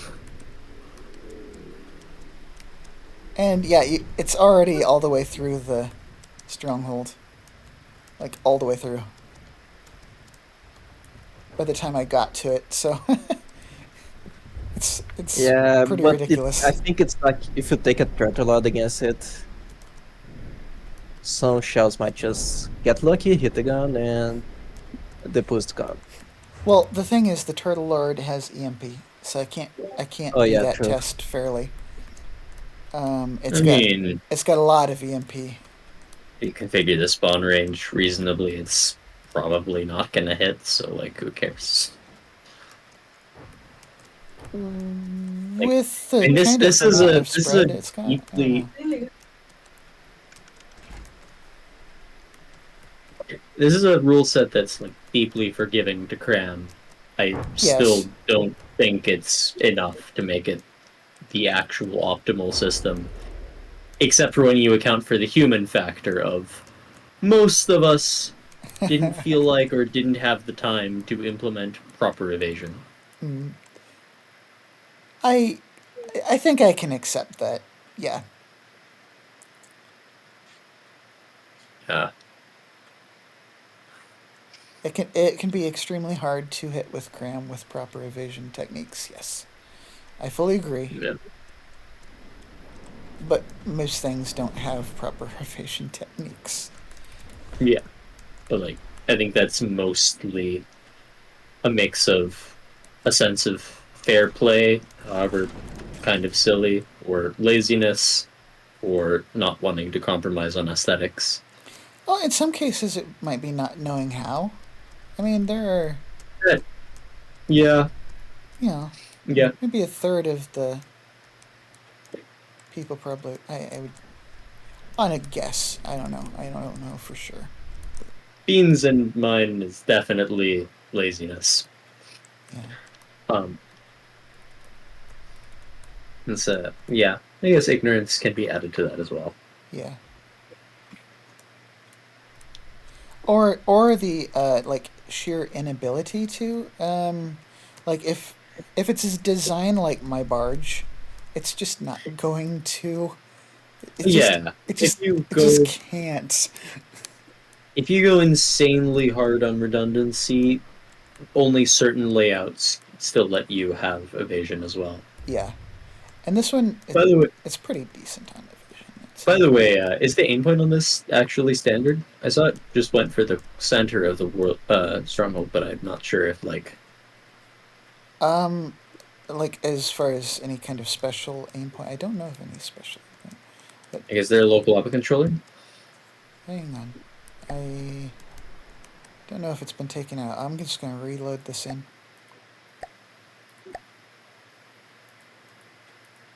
Oh yeah, by the way, when I sent you the new one, did that like change anything about? Can you still not pause the game with my design? Oh, I would have to check. Because that is deeply strange.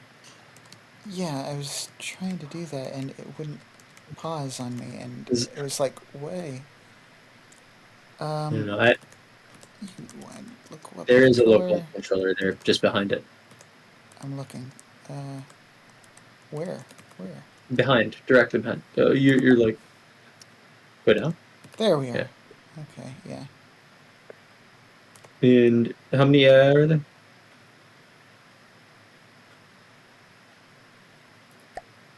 Like, I mean, on the vehicle, like, is there more than one AI? I Just don't press C. Ooh. Okay, so it's firing 2 per frame. That's neat. see. Yeah, just one. Okay, Just so one. Okay. standard aim point looks like. Yeah. Doesn't look like there's anything exotic going on. Right. So, like, how many? Can you Other like than maybe the check? fact that it's just surely If you press gun. middle mouse, you can see how many sub objects there are. Middle mouse. It could be different on mine. It's like a handful. You know what those are? Yeah, no, it looks like it's just played straight. Neat. 8 objects.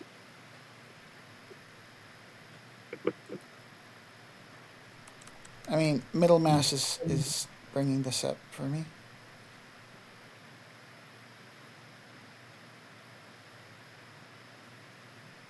You can just click through the spin blocks there. Where?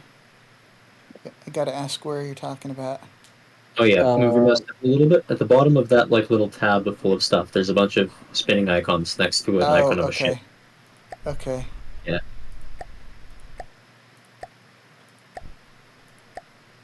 Azipods, decoy, decoy. Uh-huh. Yeah, Right. that's basically it. So yeah, the main turret is not on a it's not a turret. Like Yeah, it's hold on. just it's fixed. Yeah. Oh, one more item of curiosity. Where's the COM? Exactly. Like relative to the gun? Center of mass right here. Behind the gun. Alright. Yeah. In the gun. Well, technically it is in the I gun, mean, yeah. but behind the firing piece. Yeah. Behind the dangerous bit. Yeah. That's the one part that seems really interesting and kind of strange to me. You'd think you'd have the firing piece in the back with the rest of the APS in front of that and the engine in front of that. But here we kind of have the opposite. It's strange. I sort of understand the philosophy there. Like, I mean, as long as there's power, the railgun can still fire even if it's damaged. But if you lose your power, then the railgun might not be able to fire as well, regardless of whether it's damaged or not. Yeah, but I mean, if you lose all your power, you still got batteries. If you lose all your APS, you still got nothing. Yeah. And since the firing piece is at the front of the APS, if you lose any of your APS, you lose all of your APS. Yeah. I think the idea of it being super cav is... Yeah. And they're not going to target the firing piece specifically. I'm more so thinking about it's a philosophy. either something like an Nostrand or another. I didn't see all of them, but there must be something similar to this, like either drilling through the front or something with crams arcing over and hitting just above the firing piece. Yeah, I've seen that where crams will come in and hit here-ish. And that'd take up half. What's the gauge snake like on that? Is it very redundant? Well, again, I can go in and yeah, it's actually really redundant. Oh right, it's all 6 ways because it's. Yeah. And there's the connection to the well, not turret, but gun protrusion. That is not so redundant. That is pretty thin.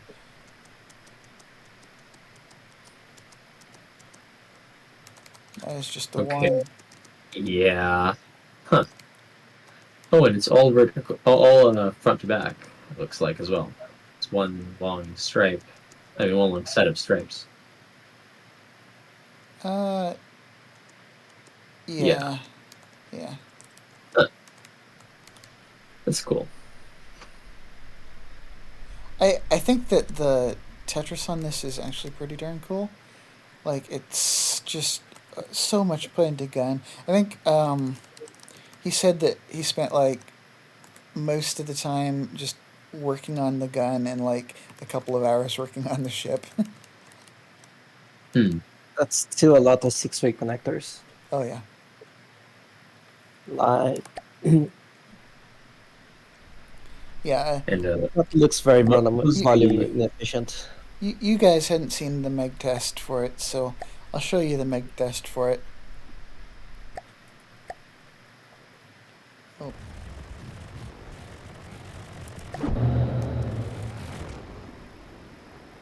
Oh yeah, what mantlet is it using? It's just the normal Omni mantlet, it looks like, based on that. It's the 3 meter, like one way, set But sideways. sideways? Yes. Really? Yeah. So it's got more of a sideways arc. That's interesting. I mean, I guess.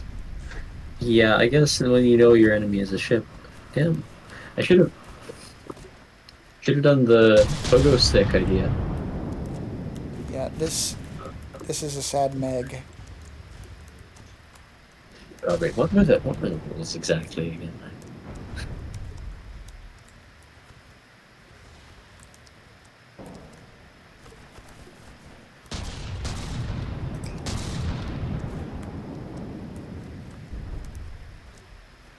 Max depth minus 20, max height 30 meters. As for the center of mass of the ship. Yeah, for the center of mass, exactly. Yep. I could totally have done the pogo stick. Yeah, border for white. If it's what I think you mean, Borderwise's Drakenslang just has a stick of the main construct down in the water, and most of it's above. Yeah. I mean, yes, you could do that, which is like... I'm not actually sure which is more of a violation of the spirit of the rules. I feel like that is, but I was thinking like a fully vertical build. Oh, I see what you're talking about. Okay, I get you. Potentially, wait, are there even rules against walking on the seafloor? There are. No. You couldn't just make a skimmer. Though a skimmer this size would still leave a lot on the You water. don't even need don't be a skimmer, just be a walker. Just be an actual mech. 300 meters tall? 400? You'd have to have adjustable like to meet squatting based on the depth of the ocean. Yeah, This is what, 200 meters deep? It's a gradient. So like Just make a it gets vehicle much down deeper there. on this here, so like that's Yeah, like where's the yeah, but usually it's between 200 and 300 on meter. Yeah, we are in like open ocean zone. At 10, 11, so that's. Oh, man. I mean, I would be surprised if someone was able to do it, like, or at least willing to put the effort in to do it. But like, I would also be in awe if someone did. If only I had the time. I'll do it for the next one. Well, I probably won't have as much budget next time. I'll probably lower it again. This will not stop me. Okay, all right. Please ping me when the next one happens. It gives me a chance to build with you. I am not able to build huge. Yeah.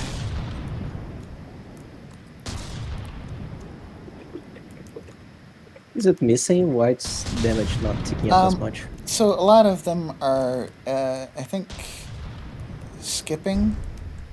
It's got. I think it should had the. not. I think it's got the surviving shields in the front, the planar shields that were skipping bullets. But I mean, it's also just aiming at a very slopey angle for the Meg with the direct front. Yeah, it's just taking quite a while to. Yeah. Wait, are we allowed to see tests versus?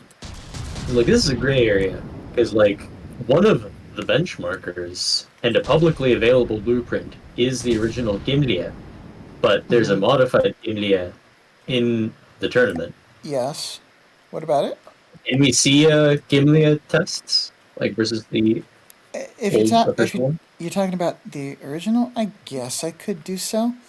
Although the original has EMP, which is I really mean, hard on some of the designs. What one were you thinking, Bill? Like, oh, I'll take. this one. I Uh, think you could also go for the water-based front sider and I don't have that one on. oh, Yeah, yeah. on my I'd like to see downloads. minor needs, though. I think maybe that the Ragnarok as well. gets fucked by altitude evasion, and I'll be honest. I don't remember. There's the Well, first off, let this in. yeah. I've had it kill it in like 50 seconds, but it's less consistent than I would like.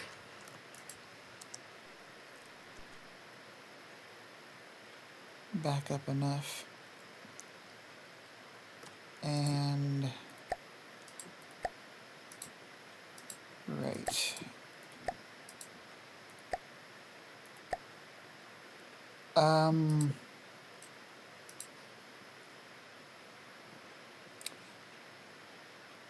Which one was it you mentioned? It was the original Gimli, but there was another one that was mentioned. It was like the Ragnarok. I don't think I've got the Ragnarok, actually. Weirdly enough, I don't think I do.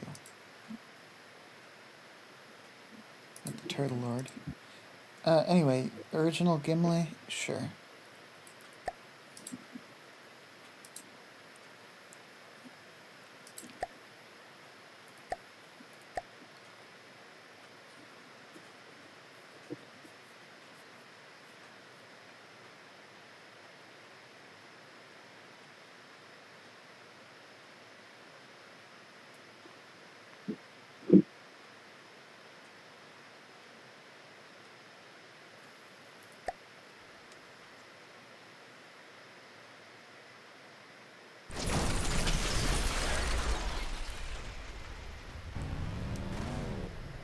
And lids in.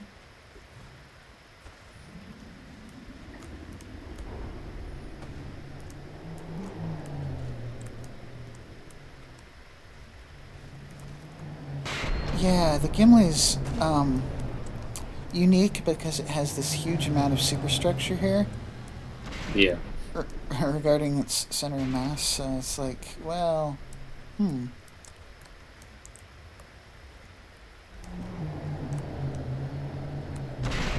Wait. What? Did I send you? I'm.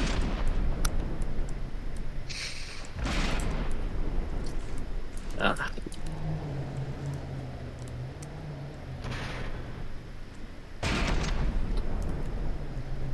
if you sent really me the is wrong version and catch it now, I may still be able to.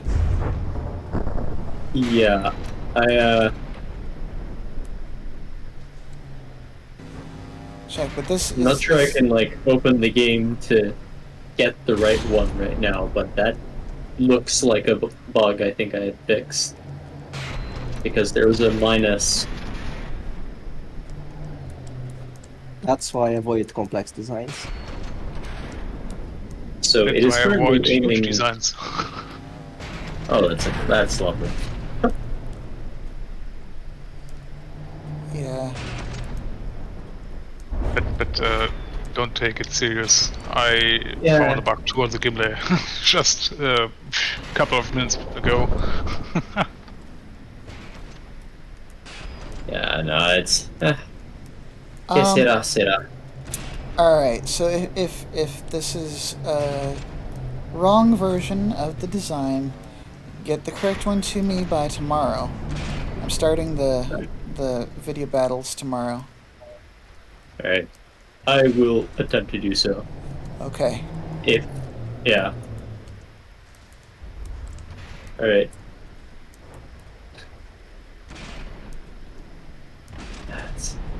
Yeah. It Either does that, or it's seem. a completely different thing that happens to look the same. Yeah, I mean Previous. it looks like it's not doing what it should be doing. So. It looks like it's aiming the amount that it should be aiming below above. Hmm.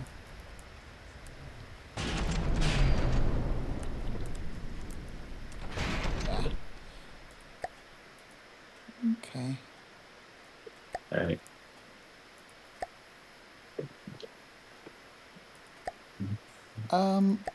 I think I should probably start wrapping things up.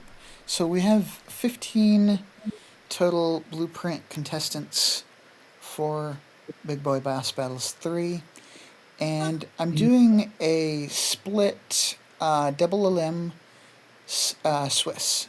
So there will be double elim to start out, and then the top 8 will graduate to rounds of Swiss. So basically, what that means is the 8 most winning designs will see more battles of.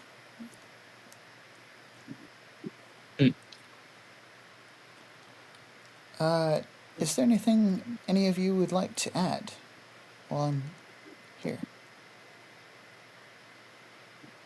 I just would to ask you to kill 2 blocks on the Gimli. Right. Thank you for reminding me. Will do. Okay, so Gimli after party. Oh, I'm gonna need to delete it now. Need to go to my team.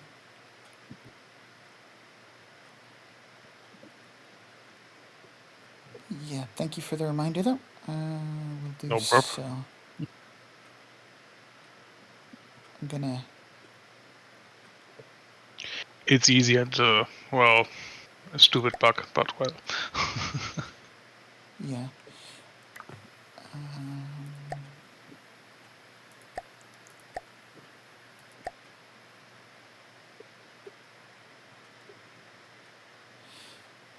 Okay, I just need to wait for it to load in.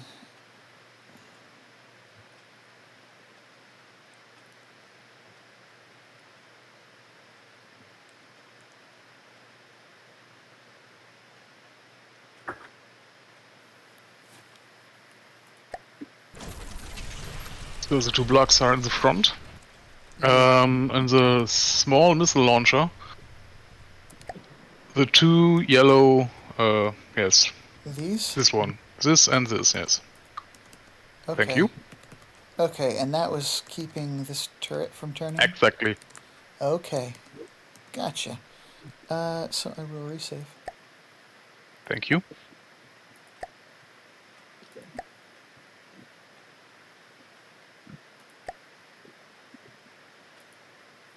No, not border-wise, huh?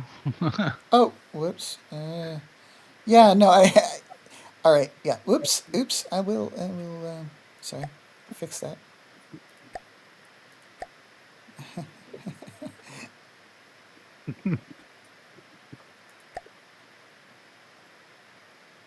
You didn't yet. Yeah. Mm-hmm. Okay. Perfect, thank you very much. Yeah, no problem. Glad to be of service. Like I said, Lionel, just get the right design to me before I start recording tomorrow, and I can get that checked. And do you bring the battles on YouTube or on other platform? YouTube mostly, yes, and including this one, I will be uploading the showcase video on YouTube, on my YouTube channel, and posting the links on the Arena Discord in the Big Boi Boss Battles videos. So, nice. Yeah. There is a chance that I will run some of the battles public as well. I might run some of them privately, just depends on my mood in a given day. but if so, I'll just be here in the general chat. And I may not announce it ahead of time. I may just pop in, and if anybody shows up, well, there we go. But I'll probably be doing either 1 or 2 battles a day moving forward. At least that's the plan.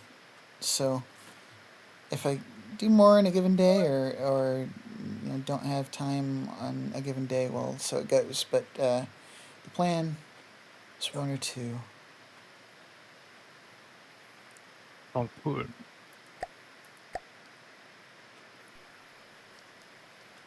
And yeah, that is basically it then for the showcase videos. Thank you, all of you, for joining me and making it a little bit more interesting. And yeah, I'll be starting the videos tomorrow. Let's see, I want to check.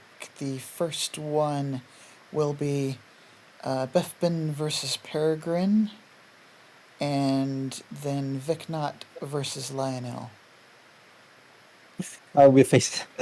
That's actually a late battle. Me against Lionel. That would be interesting to start off. Yeah. Yeah. Both designs are very scary. I really don't know which one. And then the following will be my Jormungandr versus Cornholios, and Borderwise's design versus Coffee's second design. Then we've got Gmedism versus my first design, and Coffee's first design versus Cthulhu's. And then Char's versus 3D Wreckers, and the winner of the first battle versus Psychology. And then it moves on from there depending on winners.